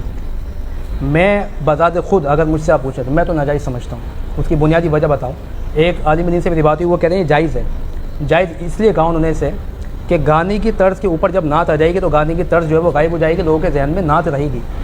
لیکن ایک اس میں انتشار پیدا ہوتا ہے ذہن میں, وہ یہ کہ جب رسول اللہ صلی اللہ تعالیٰ علیہ وسلم یا صحابہ و اہل بیت کے تعلق سے کوئی کلام سنا اور طرز وہ نکل گئی گانے کی, تو آپ کا ذہن فوراً ڈائیورٹ ہوتا اس طرف. یہ بالکل ایسے ہی ہے کہ ایک زمانے میں مووی آئی تھی دا میسج کے نام سے, اور اس میں صحابہ کرام اور اہل بیت کی شخصیات کو دکھایا گیا تھا. تو علماء کہتے تھے دیکھنا ناجائز ہے. تو کچھ لوگوں نے کہا کہ بھائی اس میں تو آپ کو یہ سیکھنے کو ملے گا کہ اسلام پھیلا کیسے تھا. تو انہوں نے کہا یہ آپ سمجھے نہیں, یہ ایک خاموش سازش ہے, اس لیے کہ جب صحابہ اہل بیت کا تذکرہ آتا ہے تو ہمارے دل میں احترام آتا ہے. لیکن جس شخص نے وہ رول ادا کیا ہے, آپ کسی اور ڈرامے یا کسی فلم میں اس شخص کو کسی طرح کے اور ایکٹیویٹی میں دیکھیں تو آپ کے دماغ میں کیا خیال ہے کہ ہاں یار یہ تو وہی صحابی, آپ کے دل میں جو احترام کا تصور ہے وہ ختم ہو جائے گا. یہ بالکل ایسے ہی ہے, جب آپ نعت خوانی کو گانوں کی طرز پہ لائیں گے تو وہ نعت خوانی کا جو مقدس شعبہ ہے اور جو اس کا تقدس ہے وہ آپ کے ذہن سے جو نا بالکل محو ہو جائے گا. اس لیے یہ ناجائز ہے. کچھ علماء نے اس کو جائز اس بنیاد پہ کہا تھا کہ یہ طرز اس کے اوپر آ جائے گی تو گانے معاف, لیکن ایسا ہوتا نہیں ہے. لیکن اس میں ایک بات ہے قابل توجہ, یہ بھی بہت ممکن ہے کہ جس نعت کو ہم نے سنا, ہم نے سوچا کہ یار یہ گانے کی طرز پہ, ہو سکتا ہے وہ گانے اس نعت کی طرز پہ ہوں, نعت پہلے آئی ہو. کیا بات. اچھا یہ ذہن میں رکھیے گا بات, یہ والی بات کسی کے دماغ میں جب آتی ہے نا کہ یار یہ نعت میں نے سنی ہے گانے کی طرز پہ, یہ اس کے دماغ میں آتی ہے جو گانے سنتا ہے. جس نے کبھی سنے نہیں اس کے سامنے جو بھی نعت پڑھتا ہے اس کے لیے نعت ہی ہے. تو اس سے بہتر یہ ہے کہ ہم اس طرح کے آبھاس پہ بات کریں کہ یہ طرز صحیح تھی یا نہیں تھی, ہم گانے سے پرہیز کر لیں, وہ زیادہ مناسب رہے گا, تاکہ ہمیں ہر نعت ہی لگے, ہمارا ذہن کہیں ڈائیورٹ ہی نہ ہو, یہ زیادہ مناسب رہے گا. اور علامہ صاحب شاعری اگر ہو تو شاعری اعلیٰ حضرت امام احمد رضا خان علی رحمہ کا بہت پیارے پیارے لکھے ہوئے کلام حدائق بخشی بھی ہے, اور بہت سارے دیوان ہیں, آپ وہ پڑھیں, علماء کرام کے لکھے ہوئے کلام پڑھیں, تو انشاءاللہ آپ کو مزید برکتیں بھی ملیں گی, آپ کی رہنمائی بھی ہوگی. جی وردہ. اب جب آپ نے کلام کی بات کری دی تو میں چاہوں گی تھوڑا سا کچھ آپ بھی سنا دیں. اجازت ہے؟ بالکل اجازت ہے. ناصر صاحب اجازت ہے؟ حکم ہے آپ کو, سنائیے. اللہ حکم ہے, کل بھی دیا تھا میں, آپ پورا نہیں کر سکا, انشاءاللہ امید ہے عزیر بھائی سمجھ گئے ہوں گے, انشاءاللہ وہ 1-2 دن میں پورا کر دوں گا انشاءاللہ. ٹھیک ہے, درود پاک پڑھیں تمام. اللہم صلی علی سیدنا مولانا محمد معدن الجود والکرم علیہ وبارک وسلم. وہ شہر محبت جہاں مصطفیٰ ہے, وہی گھر بنانے کو کو جی چاہتا ہے، وہ سونے سے کنکر، وہ چاندی سے مٹی نظر میں بسانے کو جی چاہتا ہے۔ جو پوچھا نبی نے کہ کچھ گھر بھی چھوڑا، تو صدیق اکبر کے گھوٹوں پہ آیا۔ جو پوچھا نبی نے کہ کچھ گھر بھی چھوڑا، تو صدیق اکبر کے گھوٹوں پہ آیا۔ وہاں مال و دولت کی کیا ہے حقیقت، جہاں جہاں لٹانے کو جی چاہتا ہے۔ علامہ صاحب یہ واقعہ بھی اس میں یہ جو میں پڑھ رہا ہوں اس کے اندر بہت ساری احادیثیں بھی موجود ہیں۔ شاعر لکھتے ہیں، ستاروں سے یہ چاند کہتا کہ ہر دم تمہیں کیا بتاؤں، وہ ٹکڑوں کا عالم۔ اشاروں سے یہ چاند، ستاروں سے یہ چاند کہتا کہ ہر دم تمہیں کیا بتاؤں، وہ ٹکڑوں کا عالم۔ اشارے میں آقا کہ اتنا مزہ تھا کہ پھر ٹوٹ جانے کو جی چاہتا ہے۔ وہ شہر محبت جہاں مصطفیٰ ہے، وہی گھر بنانے کو جی چاہتا ہے۔ سبحان اللہ، بہت خوبصورت کلام، بہت سے بہتر، اور بے شک بہت سارے مسلمانوں کا یہی جی چاہتا ہے، اور جو وہاں ہوتے ہیں ان کا وہاں سے آنے کا جی نہیں چاہتا، جو یہاں ہوتے ہیں ان کا وہاں جانے کو جی چاہتا ہے۔ اور وہ کہتے ہیں نا کہ دفن ہونے کو مل جائے 2 گز زمین مدینے میں۔ سبحان اللہ۔ اچھا، اب پھر سے ہم چلیں گے ہمارے مذہبی اسکالر کی طرف۔ ارسلان، میں آپ سے یہ پوچھنا چاہوں گی کہ نعت جیسے لکھنے کی اجازت جو ہے وہ مختصر لوگوں کو، لیکن چونکہ حضور سے محبت اتنی ہے کہ ہم نعت پڑھنے سے نہیں روک سکتے، تو اس بارے میں جو ہے وہ دین کیا کہتا ہے کہ نعت لکھنے کی، کیونکہ ادب پہلا کرینہ ہے محبت کے کرینوں میں، اور یہ آپ نے، میں نے، ہم سب نے بچپن میں سنا ہوگا کہ با ادب با نصیب، بے ادب بے نصیب، تو ادب پہلا کرینہ ہے محبت کے کرینوں میں۔ سبحان اللہ۔ اور حضور سے بڑھ کر پھر کس کا ہی ادب ہوگا۔ بے شک، سبحان اللہ۔ تو نعت لکھنے کے تو آپ نے ہمیں بتا دیا کہ بھئی ایسی ایسی ساری شرائط ہیں، نعت پڑھنے، اور پھر اب چونکہ جیسے علی بھائی کی آواز ماشاءاللہ بہت خوبصورت ہے، ہمارے ساتھ جو آج نعت خواں بیٹھے، اب کچھ لوگ ایسے بھی ہوتے ہیں کہ جن کی آواز میں اللہ تعالیٰ نے وہ مزہ نہیں دیا ہوتا، لیکن پھر بھی ایک ہوتا ہے کہ ہم نعت پڑھیں، تو کیا کرنا چاہیے؟ کیونکہ حضور کی نعت اب ٹوکنا یا منع کرنا بھی ہمیں بے ادبی لگتی ہے۔ دیکھیں، ایک تو ہوتا ہے کہ آپ کے چینل کا کوئی فارمیٹ ہے جہاں پہ آپ نعت خوانی کے لیے کسی کو بلاتے ہیں اور لوگ سنتے ہیں، تو اس میں ہم اس بات کو بالکل دھیان رکھتے ہیں کہ کوئی نعت خواں جو ہے اس کی آواز اچھی ہوتا ہے کہ سننے والوں کو تھوڑا سا سرور محسوس ہو، ان کو مزہ آئے، ان کی کیفیت بنے۔ لیکن ویسے ہر مسلمانی رسول اللہ صلی اللہ تعالیٰ علیہ وسلم کا نعت خواں ہے، اس لیے اگر آپ یہ دیکھتے ہیں کہ اس کی آواز اچھی تھی یا اس کی آواز اچھی نہیں تھی، تو وہاں آوازیں دیکھی جاتی نہیں ہیں، وہاں تو نیتیں دیکھی جاتی ہیں۔ بلکہ میں نے ایک واقعہ بھی پڑھا اس حوالے سے، تفسیر قرطبی کے اندر موجود تھا، ایک خاتون وہ رسول اللہ صلی اللہ تعالیٰ علیہ وسلم کی بارگاہ میں گئی، کیونکہ وہ تھیں بوڑھیاں، کافی ایجڈ تھیں۔ اب ظاہر ہے ان کی آواز میں وہ کیفیت نہیں ہوگی، وہ سر نہیں ہوں گے، تو وہ جب رسول اللہ صلی اللہ تعالیٰ علیہ وسلم کی بارگاہ میں نعتیں پڑھ رہی تھیں، استغاثے پیش کر رہی تھیں، تو انہوں نے دیکھا کہ وہاں ایک خاتون ہے نوجوان، اور وہ رسول اللہ کی بارگاہ میں بہت اچھے انداز میں نعت پڑھ رہی تھیں۔ تو دل میں خیال آیا کہ میری تو آواز ہی اچھی نہیں ہے، کیا پتہ میرا پڑھنا رسول اللہ کو قبول ہی نہ ہو، اس شان کے لائق ہی نہ ہو۔ اچھا، جب اس کیفیت کو لے کر اور دل کو چھوٹا لے کر رنجیدہ واپس آتی ہیں اور آ کے سوتی ہیں، تو رسول اللہ صلی اللہ تعالیٰ علیہ وسلم کو خواب میں دیکھتی ہیں۔ تفسیر قرطبی میں یہ واقعہ موجود ہے۔ رسول اللہ صلی اللہ تعالیٰ علیہ وسلم نے فرمایا، میرے مدینے میں آ کے دل کو چھوٹا کیوں کرتی ہو؟ ہم نے سب سے پہلے تمہارے ہی کلام کو قبول کیا ہے، اس لیے کہ بارگاہ رسالت میں نیتوں کو دیکھا جاتا، آوازوں کو دیکھا نہیں جاتا. کیا بات ہے بھائی. جہاں تک بات رہی لکھنے کی، تو دیکھیے محبت جو نا وہ ایک جذبے کیفیت کا نام ہے. محبوب کامل ہو سکتا ہے اور محب میں بہت سارے نقص ہو سکتے ہیں. اس لیے کما حقو آپ محبوب کی شان کو بیان کر سکیں، لازم نہیں اس میں غلطیاں ہو جائیں گی، اس میں امکانات موجود ہیں. اس لیے نعت لکھنے کی اجازت ہر کسی کو نہیں دی جا سکتی. اس کی وجہ یہ ہے کہ آپ قرآن، حدیث یا رسول اللہ کی شان کو اس طرح جانتے یا پہچانتے نہیں ہیں جو اس کا حق ہے. جب آپ جانتے نہیں ہیں اور پہچانتے نہیں ہیں تو آپ اس طرح نعت لکھ نہیں پائیں گے. پھر اس میں بہت امکانات ہیں کہ کوئی بات ایسی بیان ہو جائے جو اس شان اقدس یا اس بارگاہ کے لائق نہیں تھی. تو اس لیے نعت لکھنے کی اجازت ان کو ہوگی جو رسول اللہ صلی اللہ تعالیٰ علیہ وآلہ وسلم کی شخصیت کو قرآن یا حدیث سے کم حقوق پڑھ چکے ہیں. پھر وہ جانتے ہیں کہ قرآن یا حدیث کے مطابق ہم کیا بات کریں یا کیا بات نہ کریں. اچھا لکھنا بھی پھر ایک فن ہے، ہر کوئی لکھ بھی نہیں سکتا. اس کی پوری تعریفات ہے کہ وزن ہو، قافیہ ہو، ساری معاملات ہوتے ہیں. اس کے بعد جا کے یعنی ایک فن، اس کو سیکھنا پڑے گا. اچھا فن آپ کو آ گیا تو جب تعریف آپ رسول اللہ کی کریں گے تو پھر آپ کو قرآن حدیث پر بھی نگاہ رکھنی پڑے گی. اس کا بغیر یہ کام ہو نہیں سکتا.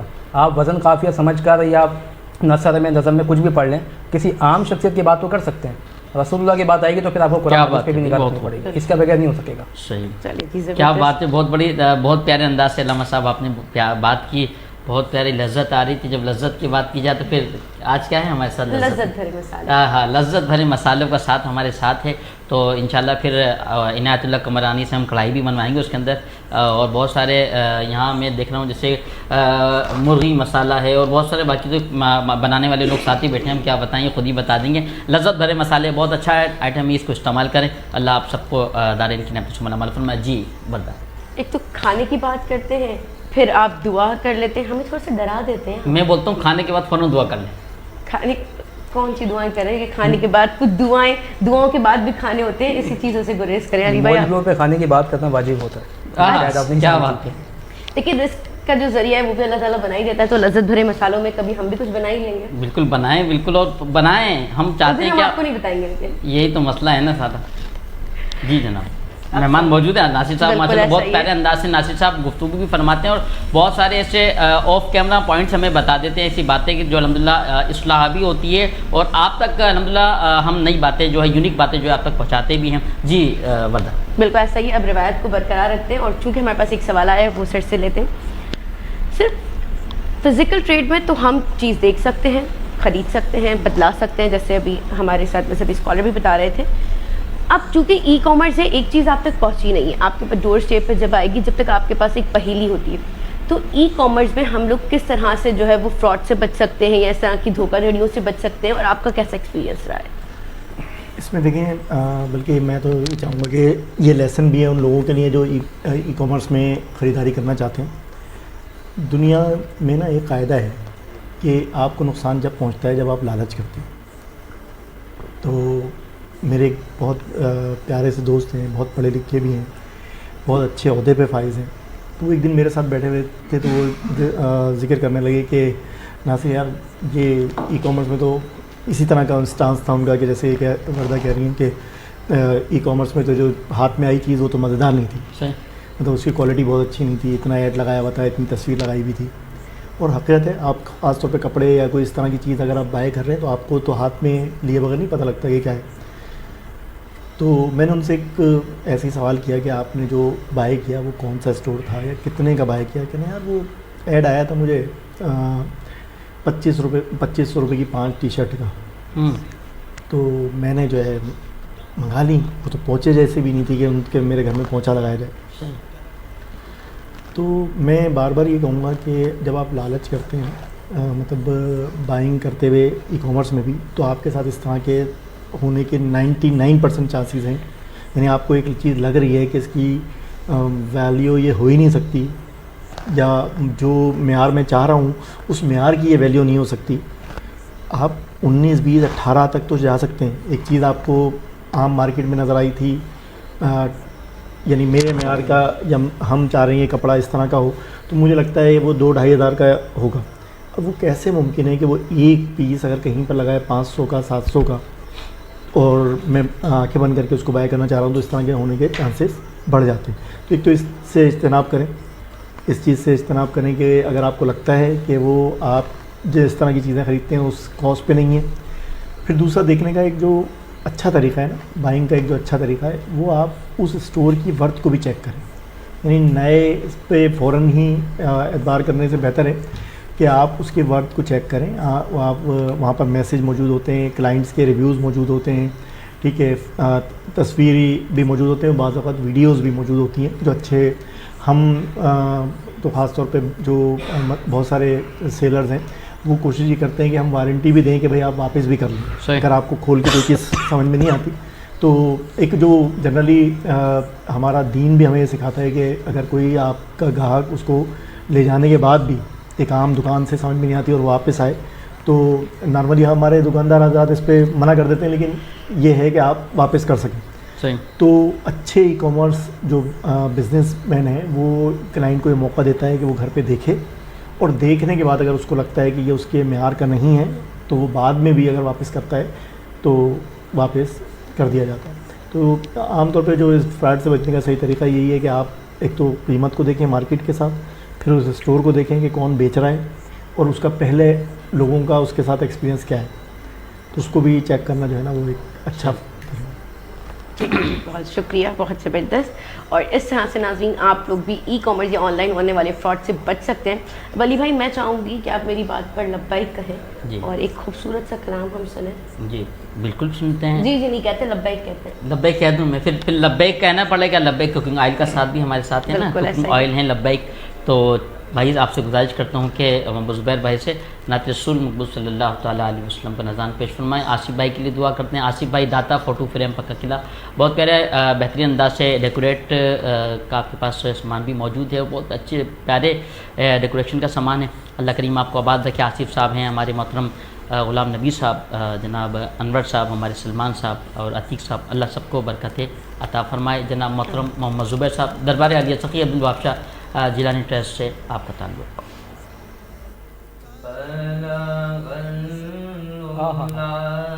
بکمالہ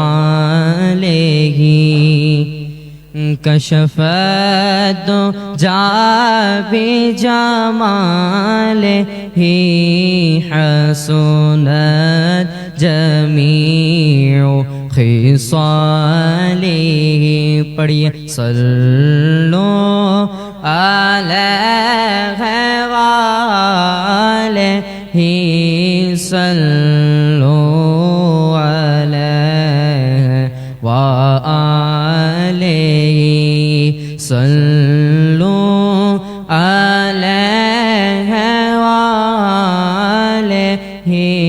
صلو علیہ وآلہ. جس چاہا در پہ بغلا لیا، جسے چاہا در پہ بغلا لیا، جسے چاہا اپنا بنا لیا، جسے چاہا در پہ بلا لیا. حسنین کے نانا نانا نانا نے جسے چاہا در پہ بلا لیا، جسے چاہا اپنا بنا لیا. یہ بڑے کرم کے ہیں فیصلے، یہ بڑے کرم کے ہیں فیصلے، یہ بڑے نصیب کی بات ہے. صلو علیہ وآلہ.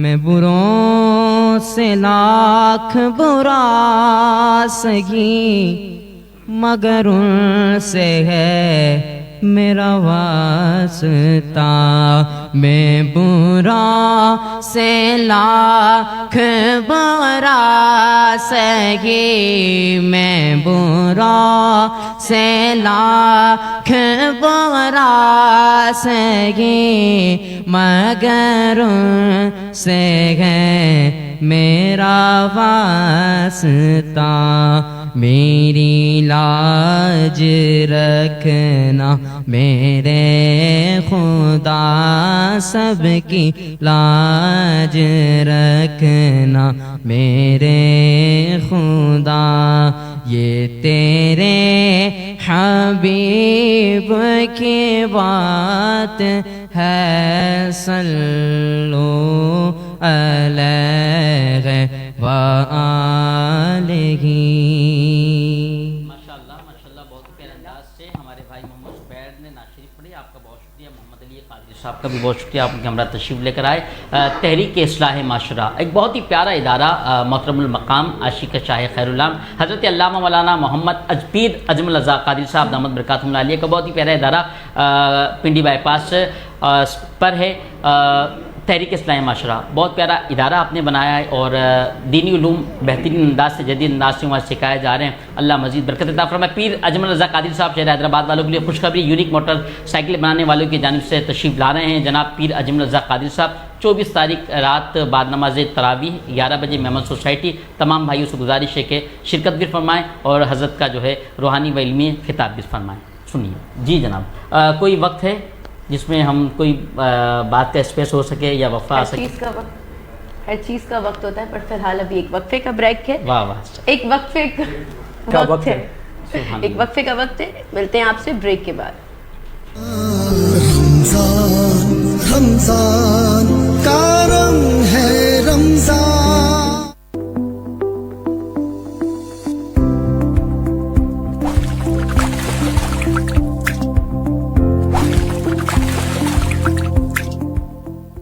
Introducing the all-new unique tall tubular X series.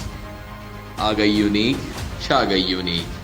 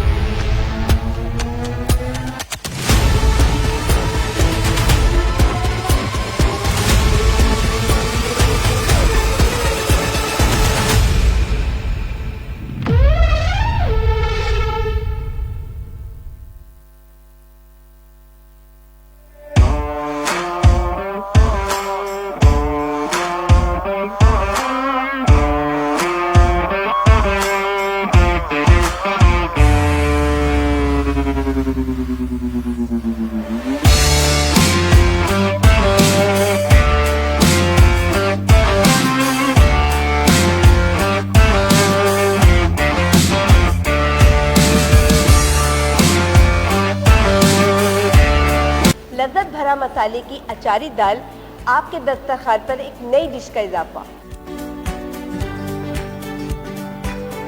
لذت بھرے مسالے میں بنا کابلی پلاؤ، آپ کے دسترخوان میں ایک نئی ڈش کا اضافہ۔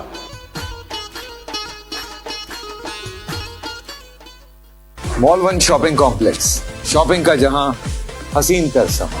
اب ہر کسی کی ہوگی اپنی دکان۔ جی ہاں، شاپنگ مال میں مالکانہ حقوق کے ساتھ صرف اور صرف 24 لاکھ روپے میں دکان ملنا ممکن ہے۔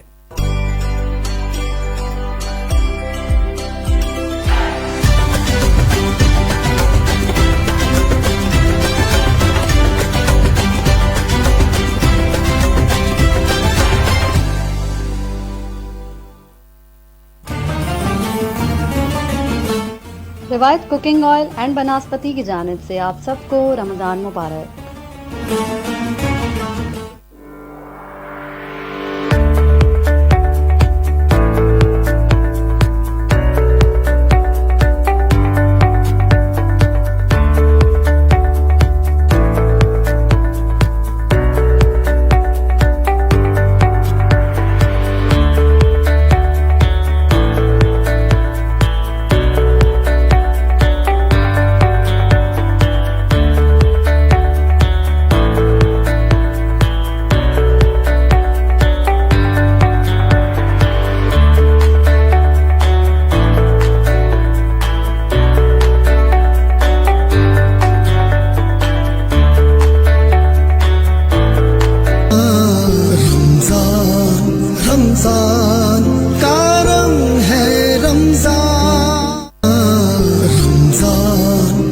रमजान का रंग है रमजान।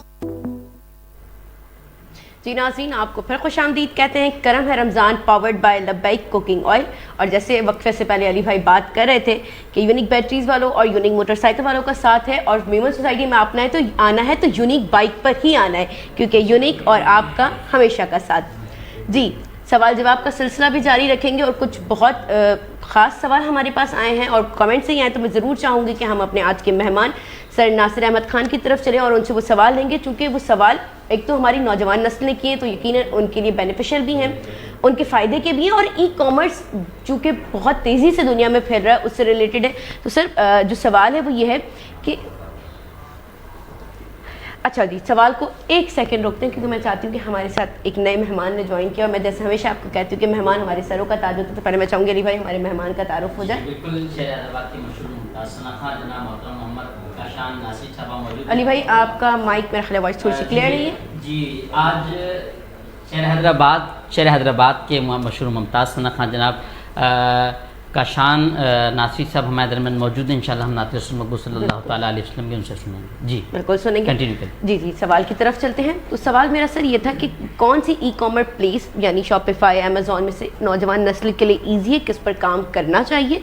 और एक और सवाल कि आपने जो है वो नए बच्चों के लिए यानी जो हमारी नौजवान नस्ल है उसके लिए उनके लिए जो है वो क्या इस तरह के तरीके बनाए हैं, या इस तरह का कोई एक रोड मैप है कि जिन पे वो अमल कर सकें, और क्या फर्दर आप उनको बताएंगे कि इस तरह से कर आपकी तरह वो ई कॉमर्स में अपना नाम कमा सकें? देखें, हमारी तरह नहीं बल्कि जो आज की नौजवान नस्ल है वो हमसे ज़्यादा बेहतर माशरे को, बिज़नेस को और हर चीज़ को सीख रही है। हमारे दौर में जो मैं अक्सर ही बच्चों से कहता हूँ कि जिस वक्त हम 20 साल के थे या 25 साल के थे या 15 से लेकर 25 साल के दरमियान में थे, तो हमारे पास सीखने की अपॉर्चुनिटीज़ जो है ना वो स्कूल और कॉलेज और यूनिवर्सिटीज़ के अलावा कुछ भी नहीं थी। और वहाँ भी जो लोग सिखा रहे होते थे उनका भी एक सर्टेन लेवल होता था कि वो 10 साल से वही चीज़ सिखा रहे थे और सिखाए चले जा रहे थे। तो बिज़नेस के लिए यकीनी तौर पे नए जो भी वेन्यूज़ बनते हैं उनके साथ अलाइन होना ज़रूरी है। आज बच्चों के पास एक यूनिवर्सिटी मौजूद है, मैं बार बार ये कहता हूँ, वो यूनिवर्सिटी ऐसी है कि जो उनके अपने हाथ में हैं, वो अपना टाइम उस पर बेशुमार स्क्रॉलिंग करते हुए ज़ाया करते हैं। अगर वो यूट्यूब को एज आ यूनिवर्सिटी जानना शुरू कर दें, ठीक है, तो मैं समझता हूँ कि उनको हर बिज़नेस, हर क्राइटेरिया की बहुत सारी राय मिल जाएंगी। अच्छा, ये भी हो सकता है क्या एक जवाब इस पे आए कि भाई उस पर कोई यूट्यूबर या कोई बिजनेसमैन अगर अपनी राय दे रहा है तो वो सही नहीं है या करेक्शन की ज़रूरत है। तो करेक्शन की ज़रूरत का तरीक़ाकार ये है कि आपको किसी भी मौजू पे कोई एक वीडियो तो मिल नहीं रही, आपको तो सैकड़ों वीडियो मिल रही हैं। आप एनालाइज कर सकते हैं बैठ के 10 आदमियों को, 15। मैं आपको अगर बिज़नेस के हवाले से या सीखने के हवाले से कुछ बता रहा हूँ, आपको लगता है कि नहीं इससे बेहतर भी मौजूद है, तो आप 10 आदमियों को सुनेंगे, आपको नज़र आ जाएगा भाई 7 आदमी एक लेवल पे या 7 बिजनेसमैन ये बता रहे हैं कि बिज़नेस करने का तरीका ये है। तो आपके लिए राय बनाना, आपके लिए सुनना, समझना और जानना आसान हो जाता है यूट्यूब में इस तरह के उनको देख के, मुख्तलिफ मौज़ूआत को देख के। अब आ जाते हैं कि ई कॉमर्स बिज़नेस जो है वो, क्योंकि बार बार जब आप देखें ना कि हर आदमी बिज़नेस करना चाहता है कि इजी अर्निंग हो, पैसिव इनकम का एक बड़ा लफ्ज़ जो है ना वो कॉमन किया गया। हालांकि ज़ाती मेरी राय ये है कि पैसिव इनकम कोई चीज़ नहीं होती, हर इनकम के पीछे आपकी एनर्जी लगी हुई होती है। क्योंकि पैसिव इनकम आमतौर पर लोग ये कहते हैं कि भाई हम कहीं पैसे लगा दें, खुद से आता रहे, और यही वजह है कि जो अभी आप बिटकॉइन या इनके ज़िक्र कर रहे थे उसमें वो मतलब ये समझ रहे थे हमने तो मेहनत लगाई नहीं, लेकिन आपकी जिस्मानी ना हो लेकिन जहनी मेहनत उनमें बहुत लगती है और उसका नुकसान होने के चांसेस भी बढ़ जाते हैं। अच्छा, अब आ जाते हैं कि ई कॉमर्स बिज़नेस कौन सा कर लिया जाए। मेरा उन सब बच्चों से को लिए एक पहली राय ये है कि ई कॉमर्स बिज़नेस कौन सा कर लिया जाए से पहले आपके को जो है ज़रूरी है जानना कि मैं कौन सी प्रोडक्ट पे काम करना चाहता हूँ। क्योंकि जब आप ई कॉमर्स बिज़नेस में आते हैं तो आपको वहाँ भी कंपटीशन मिलता है। आप जब तक अपनी स्किल्स इस्तेमाल करते हुए कोई अच्छा प्रोडक्ट सिलेक्शन नहीं करते तो आप किसी भी ई कॉमर्स साइट पर, चाहे वो शॉपिफाई हो, चाहे अमेज़ॉन हो, चाहे वो लोकल में दराज हो, कहीं भी आप नाकाम हो सकते हैं अगर आपने एक अच्छे प्रोडक्ट का सिलेक्शन नहीं किया और उसके हवाले से आपकी तैयारी नहीं। तो प्रोडक्ट लाजमी है, एक अच्छा प्रोडक्ट, مارکیٹ سے کس طرح سے اس کو فٹ کیا جائے. فٹ ایسے کر سکتے ہیں آپ کہ آپ کی بائنگ بہت اچھی جگہ سے ہو, آپ نے کوالٹی کو مینٹین کرنے کا طریقہ کار وضع کیا ہوا ہو کہ کون سی کوالٹی کو آپ بائی کریں گے, کون سے کسٹمر کو آپ بیچنے جائیں گے, کس لیول کے کسٹمر کو آپ بیچنے جائیں گے, اور اگر اس کسٹمر کو آپ نے ریٹین کرنا ہے تو اس کو کیا فیسلٹیز یا آپ لانگ ٹرم میں اس کو بینیفٹ دیں گے. تو باقی رہ گیا یہ کہ ہم اب کیسے ہیلپ کر سکتے ہیں ایز اے سینئر کہہ لیں. ہیں تو خیر آج بھی بہت ساری چیزیں ہم اس 50 سال کی عمر میں بھی آج بھی ہمیں نئی نئی چیزیں سیکھنے کا موقع ملتا ہے. ساری زندگی آدمی سیکھتا رہتا ہے. تو جو بچے یہ انٹرسٹ رکھتے ہیں کہ ہم ای کامرس بزنس کو ایز اے بزنس جو ہے وہ شروع کریں, ان کے لیے سب سے پہلا یہی ہے کہ وہ اس کی جو چھوٹی چھوٹی سی اسکلز ہیں, مثال کے طور پہ ویب سائٹ کیسے بنے گی اس کو دیکھیں, اس کے حوالے سے کوئی اگر ویڈیو یا دوسری چیزیں ہیں وہ کیسے ہوں گی, کیونکہ آپ جب انیشیل بزنس اسٹارٹ کرتے ہیں تو آپ ہائرنگ نہیں کر سکتے کہ میں ویڈیو کے لیے ایک الگ سے آدمی ہائر کر لوں گا, میں ویب سائٹ کے لیے ایک الگ سے ہائر کر لوں گا, تو اس سے کاسٹ آف ڈوئنگ بزنس بہت بڑھ جاتی ہے, پھر آپ کر ہی نہیں پائیں گے بزنس. کیونکہ آپ تو ایک اسٹوڈنٹ ہیں, آپ چاہ رہے ہیں کہ میں مطلب کم پیسوں کے ساتھ کچھ نہ کچھ اسٹارٹ کر لوں, کوئی اسٹارٹ اپ کر لوں. تو اس اسٹارٹ اپ کے لیے ضروری ہے کہ آپ کو اپنی اسکل کو اس لیول پہ لانا پڑے گا کہ جہاں سے بزنس اسٹارٹ ہو سکے. اور میں بار بار کہہ رہا ہوں کہ بجائے اس کے کہ آپ یہ کہیں ناصر صاحب آپ کی کمپنی کیا مدد کرے گی, فلاں یونیورسٹی کیا مدد کرے گی, فلاں وہ کورس کیا مدد کرے گا, میں آپ کو بالکل آسان نسخہ فری آف کاسٹ بتا رہا ہوں کہ یوٹیوب پہ ہر وہ بڑے سے بڑا جو آپ سے پیسے لے کے کہہ رہا ہے کہ میں یہ سکھا دوں گا, وہ فری آف کاسٹ موجود ہے, فری آف کاسٹ موجود ہے. تو وہاں سے سیکھیں. ہاں جب آپ, میں ایک بات اور بھی جو اکثر آپ لوگوں کو نظر آتا ہوگا کہ دیکھیں جب آپ سفر شروع کرتے ہیں نا اور آپ چاہتے ہیں کہ میں مثال کے طور پہ میٹرک کا اسٹوڈنٹ بن جاؤں, ابھی آپ کی عمر ہے یا آپ ابھی ہے 5th میں, تو 5th جیسا ہی جاننے کی کوشش کریں, آپ ڈائریکٹ میٹرک انٹر یونیورسٹی جیسا جاننے کی کوشش نہ کریں. تو ای کامرس کے بھی انیشیل پہلو پہ نظر رکھتے ہوئے پروڈکٹ کی سلیکشن کریں, کوشش کریں کہ اپنی ہی کوالیفیکیشن پہ اس کو بیچنے کی کوشش کریں. پھر آہستہ آہستہ اپنی جب وہ پروڈکٹ بکنے لگے گی, آپ کا انٹرسٹ ڈیولپ ہونے لگے گا, تو آپ اپنی اس کو بہتر کر سکتے ہیں. میں اپنا بھی بزنس کے حوالے سے ایک بتا دوں کہ میرا بھی بس اچانک ہی شاپ ہوا, اور وہ کیسے ہوا کہ میں اپنے بیٹا اس وقت میرا 19 سال کا ہے, 4-5 سال پہلے اس کی عمر 13-14 سال عمر تھی اس کی. تو کرونا کے دنوں میں ہم تو فزیکل بزنس تو بہت عرصے سے کر رہے ہیں, ڈسٹریبیوٹر بھی تھے, سب کچھ سارے کام کر رہے تھے, پروڈکٹ بھی تھی. تو اس دوران میں جو ہے وہ مطلب اکثر یہ ہوتا تھا میری ایک باپ کے طور پہ کہ بھئی یہ اب سونے لگ گئے بچے, کیونکہ 7-8 مہینے ہم گھر میں قید تھے. تو ہم اکثر یہ سوال کرتے تھے, میں اکثر یہ سوال کرتا تھا بھئی اب آپ سو رہے ہیں. تو اس وقت میں جو ہے بچوں سے ہم نے یہ بات کرنی شروع کری کہ بھئی آپ کچھ نہ کچھ کریں. تو اس نے خود ہی ایک آفر دی کہ میں آپ کی پروڈکٹ کو کیا پلیٹ فارم پہ مختلف بیچنے کی کوشش کروں. حالانکہ اس وقت 13-14 سال کی اس کی عمر تھی, اور میرا بھی ذہن میں یہی تھا کہ یار چلو اس کو ایک ایکٹیویٹی ملے گی بجائے اس کے کہ گھر میں بیٹھا رہے. تو انیشیل جب اس نے پروڈکٹ لگائیں تو مجھے لگا کہ یار یہ تو ایک اچھی مارکیٹ ہے, میں اس سے انکار نہیں کرتا کہ ایک فزیکل مارکیٹ میں جس میں آپ پروڈکٹ دیتے ہیں, ادھار دیتے ہیں, یہاں نہ ادھار ہے اور آپ آخری کلائنٹ کو جا کے بیچتے ہیں تو آپ کے پاس مارجن بھی اچھے ہوتے ہیں. اس سے بہتر مارکیٹ ہے, لیکن اس کے لیے ضروری ہے کہ آپ کو اس کے لیے اچھی پروڈکٹ اور فائنلی جو ہے سلیکشن اپنی ایجوکیشن کے حوالے سے بھی, کامرس بزنس کے حوالے سے سیکھنے کی بھی بہت ضرورت ہے. بغیر سیکھے اگر آپ کسی بھی کام میں کودتے ہیں تو نقصان کے چانسز بڑھ جاتے ہیں. بالکل ایسا ہی ہے. اچھا سر, آپ نے ماشاءاللہ بہت اچھے ڈیٹیل میں بتایا ہمیں, لیکن تھوڑی سی ایک چیز میں یہاں پہ چاہوں گی کہ آپ مزید اس کو واضح کریں کہ ای کامرس جو ہے, ایک تو ہمارے پاس ورڈ ہے انٹرپرینیورشپ, ٹھیک ہے. انٹرپرینیورشپ میں تو ہم بات کرتے ہیں کہ کوئی ایک مسئلہ لیا, اس کا حل نکالا, یا آپ نے کوئی پروڈکٹ بنایا. تو پھر تو ای کامرس کیا, اب جیسے میرا اپنی ایک دکان ہے یا میرا اپنا مارٹ ہے, تو وہ پورا آن لائن میں شفٹ کر سکتی ہوں. ای کامرس اس طرح سے کام کرتا ہے, یعنی جو ویب سائٹ ہے, کیونکہ آپ بار بار ایک پروڈکٹ کہہ رہے تھے, تو کیا ای کامرس کی جو مارکیٹ ہے وہ فزیکل دکان پوری آن لائن ٹرانسفر ہو جائے گی اور وہ اس طرح سے بہتر طریقے سے چل جائے گی؟ تو اس سے کیا ہے کہ اگر جیسے میں چلا رہی ہوں, تو اگر میں آن گراؤنڈ ہوں اور آن لائن میری اگر اپنی ٹیم ہے, تو وہ بہت ایزی ہو جائے گا کہ ایک ہی دکان ہے, ایک ہی جگہ پہ مال ہے اور دونوں جگہ پر ہم بیچ رہے ہیں. اب چونکہ ہم شہر حیدرآباد کی اگر بات کریں اور میرا اپنا ایک چاندنی میں مارٹ ہے, تو میرے پاس رسائی حیدرآباد کے کسٹمرز تک کی ہے یا ارد گرد کے جو علاقے ہیں وہاں سے لوگ آ گئے, لیکن آن لائن تو ہمارے پاس پورے پاکستان اور پاکستان سے باہر کی. تو تھوڑا سا میں چاہوں گی کہ اس بارے میں بھی آپ ہماری جو ہے آڈینس کو بتائیں کہ اس طرح سے ویب سائٹ بنا کے یا جو بھی ساری چیزیں تمام چیزیں شفٹ ہو سکتی ہیں, ہر چیز بھی آن لائن بکتی ہے. دیکھیے کہ دکان میں تو ہر چیز بک جاتی ہے, کہتے ہیں نا آپ کو بیچنا آنا چاہیے تو آپ کچرا بھی بیچ دیتے ہیں, اور نہیں بیچنے آتا تو پھر سونا اور ہیرا بھی نہیں بیچتا. آگے آ کے لوگ ہیرے میں بھی بولتے ہیں کہ اس میں بھی درار ہے اور سونے میں بھی نشان ہے, کہ نقص نکال لیتے ہیں. تو مجھے تھوڑا سا یہ بھی بتائیے گا, مجھے کیا بلکہ آڈینس کو بے شک وہ بھی سیکھ رہی ہے. اور دوسرا یہ چیز کہ اب میں چاہوں گی کہ جو آپ کا ایکسپیرینس ہے, جو آپ کی ٹپس ہے, بالکل اینڈ کرتے ہوئے, کیونکہ ہمارے پاس وقت بہت کم ہے, آڈینس آپ کو سن رہی ہے, نوجوان نسل سن رہی ہے, موٹیویٹڈ ہے, وہ ٹپس کہ جس سے ہم بولیں کہ اچھا یہ بزنس ٹپ ہے. کیونکہ میرا جو تجربہ رہا ہے بزنس کرتے کرتے, مہنگا بیچنا بزنس مین کا پروفٹ نہیں ہوتا, سستا خریدنا اس کا پروفٹ ہوتا ہے. سر اگر آپ اگری کریں, کیونکہ آپ کو ایک ماشاء اللہ اچھا ایکسپیرینس ہے, اب یہ بھی بتائیں کہ یہ جو ٹپس اینڈ ٹرکس ہیں وہ کیا ہو سکتی ہیں.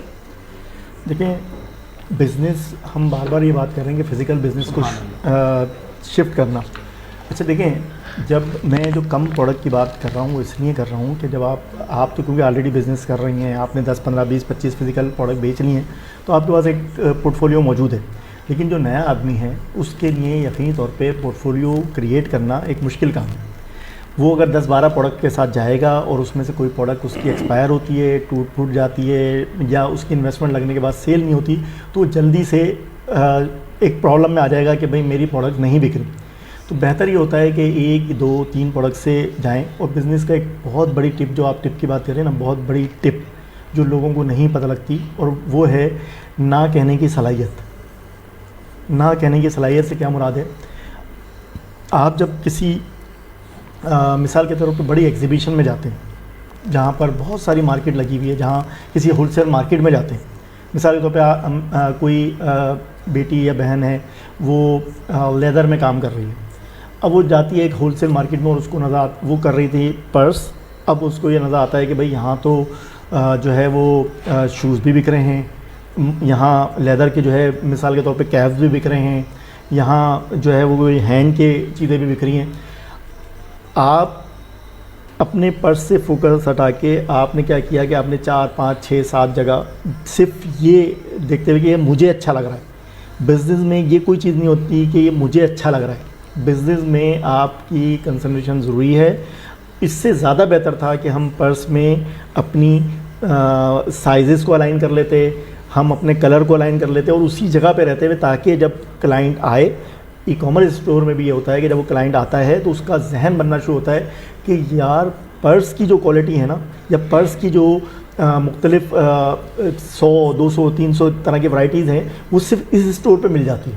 تو اس طرح سے ڈیولپ کرنے سے آپ زیادہ بڑا بزنس بنا سکتے ہیں, بنسبت اس کے کہ آپ جو ہے وہ 15 20 طرح کی مختلف پروڈکٹ ڈال دیں اور اس کے بعد ہر پروڈکٹ پہ آپ کنسنٹریٹ بھی نہیں کر سکتے, کیونکہ آپ کی پالیسی بھی الگ ہے نا. اگر مثال کے طور پہ آپ نے کوئی چیز ہاتھ والی یا جوتے والی لے لی, اب آپ نے اس کے لیے کوئی ایڈ بنایا تھا پرس کے لیے ڈفرینٹ قسم کا, اب آپ کو جوتے کے لیے ایڈ بنانا پڑ رہا ہے, تو آپ کا دماغ ہی چینج ہو گیا کہ اب مجھے ایڈ ہی دوسرے, یعنی اگر آپ نے کوئی سیٹ اپ لگایا ہوا تھا کہ میں پرس کا یہ سیٹ اپ لگا کے اپنا ایڈ بنا لیا کروں گا, اب آپ ایک نئے سیٹ اپ کی طرف چلے گئے, اب جوتے کے لیے آپ کو کوئی سیٹ اپ بنانا پڑ رہا ہے, آپ کی ڈائیورجن ہو گئی.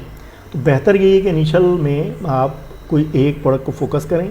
آپ کو پروڈکٹ اچھی بھی لگ رہی ہو تو بھی نہ کہنا سیکھیں. بزنس میں نہ کہنا بہت امپورٹنٹ ہے, اور سب سے بڑا میسیج بھی یہی ہے کہ آپ کو نہ کہنا آنا چاہیے کہ بھئی یہ ابھی میں نہیں کرنا چاہتا.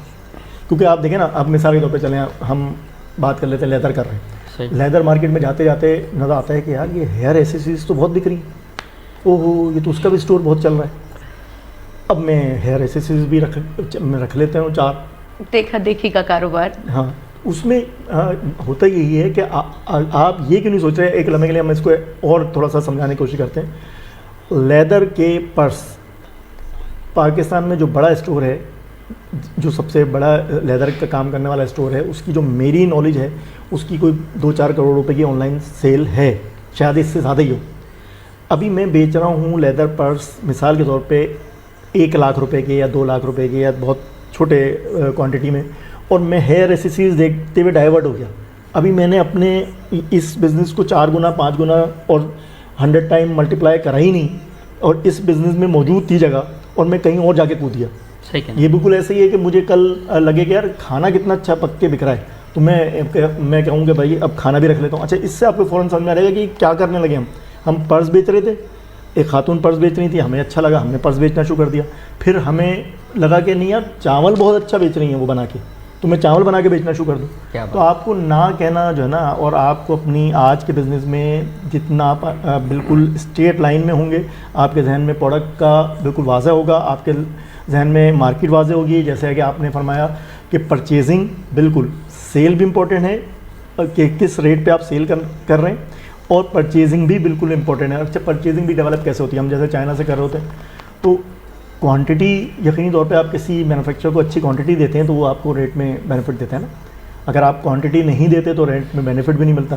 اب اگر جب آپ 100 پروڈکٹ کر لیں گے تو آپ کوانٹٹی کیسے ڈیولپ کریں گے؟ آپ 10 ایک چیز بک رہی ہے, 10 ایک چیز, اور آپ کی بھلے سیل بھی اچھی ہو گئی, لیکن اب آپ مینوفیکچرر سے وہ بینیفٹ لے ہی نہیں پا رہے. اگر ایک چیز 100 بیچ لیں وہ زیادہ اچھا ہے, 100 چیز 10 بیچیں وہ زیادہ آپ کے لیے پینفل ہوگا, اور بزنس کا وہ اچھی ایتھکس نہیں ہے. بالکل سر, اور بہت زبردست بات کی. اور اگر میں نٹشل میں بتاؤں تو سر یہ کہنا چاہ رہے ہیں کہ آپ کا ایک چیز پہ فوکس ہونا چاہیے. جیسے حیدرآباد نیوز کا پچھلے 7 سالوں سے رمضان ٹرانسمیشن پہ فوکس ہے, اور ساتھ ہی ساتھ پہلے شہر حیدرآباد پہ فوکس تھا, اب شہر حیدرآباد کے ساتھ ساتھ حیدرآباد نیوز کراچی میں بھی کام کر رہا ہے, اور کراچی کے ساتھ امید ہے, دعا ہے, کاوشیں بھی ہیں کہ پورے پاکستان میں بھی جلد. ویسے تو ہمارے ویورز ہیں, اس بات کا ہمیں یقین بھی ہے, اور آپ لوگوں کی محبت پہ ہمیں بھروسہ بھی ہے کہ ہمارے ویورز پاکستان سے باہر, شہر حیدرآباد سے باہر بھی ہیں. اچھا سر, اب نوجوان نسل کے لیے تو پیغام ہو ہی گیا. میں چاہوں گی کہ حیدرآباد نیوز کی کاوشیں, حیدرآباد نیوز کی جو کوششیں ہیں, اور چونکہ پچھلے 7 سالوں سے حیدرآباد نیوز رمضان ٹرانسمیشن بھی کر رہا ہے, اور ڈفرینٹ مطلب حیدرآباد یا حیدرآباد سے باہر کوئی بھی مسئلہ ہو, کوئی بھی بات ہو, کوئی نیوز ہو, حیدرآباد نیوز سب سے آگے ہوتا ہے. اسی لیے ہم کہتے ہیں کہ حیدرآباد نیوز عوام کا ترجمان ہے. میں چاہوں گی حیدرآباد نیوز کے نام کوئی پیغام. دیکھیں یہ ابھی جو ہم میسیج دے رہے تھے نا, کہ کیونکہ بہرحال حیدرآباد نیوز ایک ادارہ بھی ہے, اور اس کے پیچھے بہت سارے لوگ ہیں جو برسر روزگار بھی ہیں, اور ہر ادارے کے پیچھے, ایک بزنس ادارے کے پیچھے ارننگ کا بھی فیکٹر ہوتا ہے. اب آپ یہ دیکھیں کہ فوکس کرنے سے آج حیدرآباد نیوز حیدرآباد میں پہچانا جا رہا ہے. اگر یہ بھی ڈائیورژن کرتے, جو ہم بزنس میں بار بار بات کر رہے ہیں کہ کچھ اور بھی اچھا لگ رہا ہے, چلو وہ بھی کر لیتے ہیں, ٹھیک ہے نا, تو حیدرآباد نیوز کی یہ ایک بہترین کاوش اس لیے نظر آ رہی ہے کہ اس کے جو دونوں روح رواں ہیں, انہوں نے کوشش کی کہ اس کو فوکس رکھنا ہے, اور فوکس ہوتے ہوئے وہ آج اسی بزنس کو ایکسٹینڈ کر کے کراچی تک لے جا رہے ہیں. اگر وہ کہتے ہیں نہیں کراچی میں ایک اور نیا بزنس شروع کر لیتے ہیں تو وہ یقینی طور پہ وہی ڈائیورژن نظر آتی. تو حیدرآباد نیوز کا میں اس لحاظ سے بھی شکر گزار ہوں کہ وہ ہم جیسے لوگوں کو بھی جو ہے وہ موقع دیتا ہے کہ وہ اپنی بات کہہ سکیں, اور یقینی طور پہ قابل تحسین ہیں آپ سب بھی کہ جو یقینی طور پہ ایک اچھے انداز سے میسیج کو ڈیلیور کروا رہے ہیں لوگوں کے درمیان میں, اور حیدرآباد کے لوگ یہ سمجھ پا رہے ہیں کہ ہمارے ہاں بزنس کیسے کیا جا رہا ہے, ہمارے دینی اصلاح کہاں ہو سکتی ہے, ہمارے معاشرتی اصلاحیں کہاں ہو سکتی ہیں, اور یہ تمام چیزیں جو ہے وہ حیدرآباد نیوز کا اثاثہ ہے, اور اس کو کنٹینیو رکھیں. انشاءاللہ ہم سب کی شفقت محبت اور آپ لوگوں کے ساتھ ہے. بہت شکریہ, بہت شکریہ. اور بالکل ایسا ہی حیدرآباد نیوز, بلکہ میں چاہوں گی آن لائیو میں گزارش کری کہ ہم اس فوکس کو پورا بڑھاتے ہیں. ابھی ہم سحر ٹرانسمیشن کریں, پھر انشاءاللہ آنے والے وقتوں میں ہم افطار ٹرانسمیشن بھی کرتے ہوئے نظر آئیں انشاءاللہ. ضرور کرم ہے رمضان پہ, اگر اسی طرح سے کرم رہا تو بے شک ہم آپ کو سحر کے ساتھ ساتھ افطار میں بھی ملیں گے. جی علی بھائی. جی ہاں, میں چاہتا ہوں کہ اب کلام لے لیا جائے. بالکل جیسا آپ چاہیں. ہاں بالکل بالکل. ملتمس ہوں جناب, جی پہلے دعا, تو مہمانوں کا آپ شکریہ ادا کریں, اس کے بعد پھر ہم جو ہے دعا دیں گے. اس کے بعد انشاءاللہ کشان ناصر صاحب موجود ہیں, ان سے ہم یہ کلام سنیں گے, پھر اختتام کی طرف بنیں گے. تو مہمانوں کا بھی شکریہ ادا کریں, پھر دعا کی طرف آتے ہیں. جی بالکل, آپ لیڈیز فرسٹ. مہمانوں کے ساتھ ساتھ ناظرین کا شکریہ بھی ادا کرنا بنتا ہے, کہ آپ لوگ ہمیں دیکھتے ہیں تو ہم یہاں بیٹھ کر اتنے خوش انداز سے اور سکون سے اور پیار محبت کے ساتھ یہ ٹرانسمیشن کر سکتے ہیں. سر آپ کے وقت کا بے حد شکریہ, بے شک آپ سے بہت کچھ سیکھنے کو ملا. ہم اپنے مذہبی اسکالر کا بھی شکریہ ادا کریں گے. آپ کا ساتھ تو خیر پورے مہینے ہی رہا ہے, اور بہت ساری ایسی چیزیں جو صرف دماغوں تک ہوتی ہیں وہ آپ کی وجہ سے کلیئر ہو جاتی ہے, تو آپ کی آمد کا بھی بے حد شکریہ. جی علی بھائی دعا کریں. آج میں نے کرانی ہے دعا؟ نہیں آپ کروائیں. میں چاہوں گا آج آپ کرا دیں. آپ کرائیں نماز صاحب. دعا کرنی ہے ہم نے, کوئی بھی کرا دی دعا اختتام پہ. یا اللہ جو بھی کروائے قبول ضرور ہو. بالکل انشاءاللہ قبول بھی ہوگی انشاءاللہ. اختتام پہ آپ کو لنگر بھی ملے گا انشاءاللہ. بس مجھے آپ کی انہیں باتوں سے ڈر لگتا ہے بھائی جب آپ کوکنگ آئل میں پکا ہوا آپ کو لنگر بھی ملے گا، اس میں مسالے جو ہے لذت بھرے ہوں گے، اور بریانی اجوا کوکنگ آئل کا بھی جو ہے ساتھ ہوگا، تڑکا لگوا دیں گے ہمارے جی ساتھ بالکل ساتھ بریانی بالکل. میں. اور آپ نے دیکھا کہ جب بھی ہم آتے ہیں تو ہم بالکل ایک دم چارج ہوتے ہیں، بیٹری لو نہیں ہوتی، کیونکہ بیٹری اس لیے لو نہیں ہوتی ہے، رمضان ٹرانسمیشن کرم رمضان میں جو ساتھ رہتا ہے الحمدللہ یونیک بیٹری کا رہتا ہے. بھائی محمد اویس گھنگرا صاحب اللہ آپ کو آباد رکھے، علی گھنگرا صاحب اللہ کریم آپ سب کو آباد رکھے، یونیک بیٹری ہمیشہ کا ساتھ. جی علامہ صاحب آپ دعا فرمائیں، انشاءاللہ اس کے بعد کاشان ناصری صاحب سے کلام ہم پورا سنیں گے، اس کے بعد اختتام ہو جائے. اللهم صل على سيدنا ومولانا محمد معدن الجود والكرم وآله وصحبه وبارك وسلم. آمين. ربنا آتنا في الدنيا حسنة وفي الآخرة حسنة وقنا عذاب النار. آمين. وقنا عذاب القبر وقنا عذاب الحشر وقنا عذاب الميزان. آمين. یا رب العالمین یا اکرم الاکرمین، مولا کریم ہماری اس ٹرانسمیشن کو اپنی بارگاہ میں قبول و مقبول فرما. مولا کریم جتنے احباب نے کوششیں کاوشیں کی مولا سب کی کوششوں کو بھی قبول فرما. جن احباب نے تعاون کیا مولا ان کے تعاون کو بھی قبول فرما. سب کے رزق حلال میں خوب خوب برکتیں عطا فرما. لقمہ حرام سے ہم سب کو محفوظ فرما. ہماری جان میں، مال میں، عزت آبرو میں خوب خوب برکتیں عطا فرما. مولا کریم عزیر بھائی کے والد کی بخشش و مغفرت فرما. زہیب بھائی کے والدین کی بخشش و مغفرت فرما. حیات بھائی کے والد کی بخشش و مغفرت فرما. جتنے بھی احباب یہاں موجود ہیں مولا ان کے جتنے عزیز و اقربا مسلمان دنیا سے چلے گئے سب کی بخشش و مغفرت فرما. ہم سب کو بار بار حج بیت اللہ کی سعادت سے مشرف فرما. بار بار مدینہ طیبہ کی با ادب با ذوق حاضر نصیب فرما. ایمان والی، عافیت والی، صحت والی، خوشیوں والی طویل زندگی عطا فرما. ایمان و عافیت کے ساتھ ہم سب کا خاتمہ بالخیر فرما. اللہم من توفیتہ منا فتوفہ علی الایمان. یا مقلب القلوب ثبت قلبی علی دینک ببرکت ان اللہ وملائکتہ یصلون علی النبی. یا ایہا الذین آمنوا صلوا علیہ وسلموا تسلیما. اللهم صل على سيدنا ومولانا محمد وعلى آل سيدنا ومولانا محمد وبارك وسلم وصل عليه. سبحان ربك رب العزة عما يصفون وسلام على المرسلين والحمد لله رب العالمين. لا إله إلا الله محمد رسول الله صلى الله عليه وسلم. جناب کشان سے گزارش ہے کہ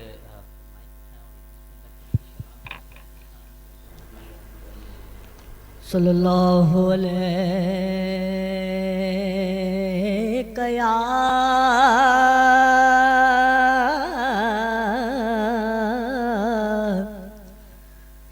رسول اللہ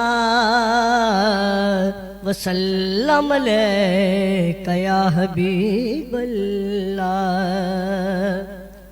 حسرت دید میں ہر آنکھ کو نم دیکھا ہے. میں نے ان کو تو نہیں ان کا کرم دیکھا ہے. میں نے ان کو تو نہیں ان کا کرم دیکھا ہے. ان سے نسبت ہے جنہیں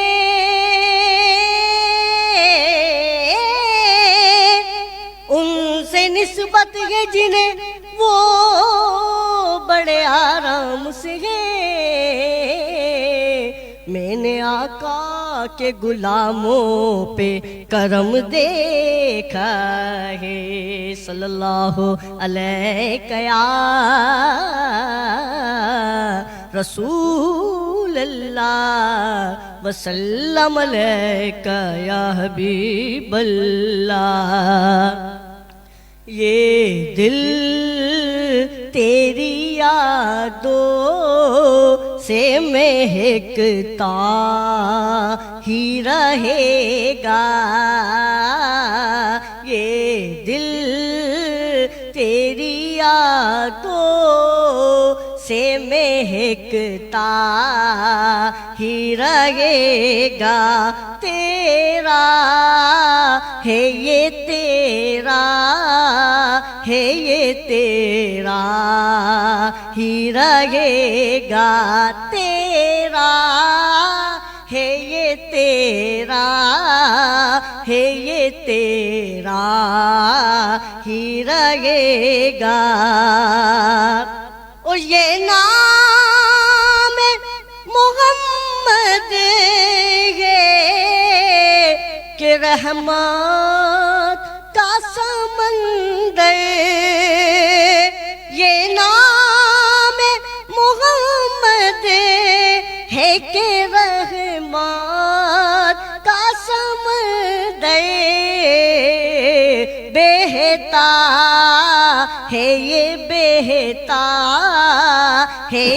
بہتا ہی رہے گا، بہتا ہے یہ بہتا ہے یہ بہتا ہی رہے گا، یہ دل تیری یادوں سے مہکتا ہی رہے گا۔ سرکار سے مانگو تو صحیح آل کا صدقہ، سرکار سے مانگو تو صحیح آل کا صدقہ، ملتا ہے یہ ملتا ہے یہ ملتا ہی رہے گا، ملتا ہے یہ ملتا ہے یہ ملتا ہی رہے گا، یہ دل تیری یادوں سے مہکتا ہی رہے گا۔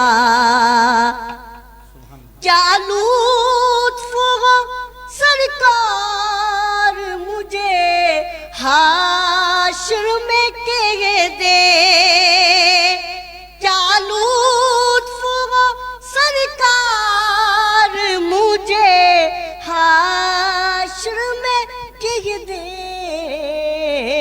میرا ہے یہ میرا ہے یہ میرا ہی رہے گا، میرا ہے یہ میرا ہے یہ میرا ہی رہے گا، یہ دل تیری یادوں سے مہکتا ہی رہے گا، تیرا ہے یہ تیرا ہے یہ تیرا ہی رہے گا۔ رمضان کرم ہے رمضان، رمضان رمضان کرم ہے رمضان، رمضان رمضان کرم ہے رمضان۔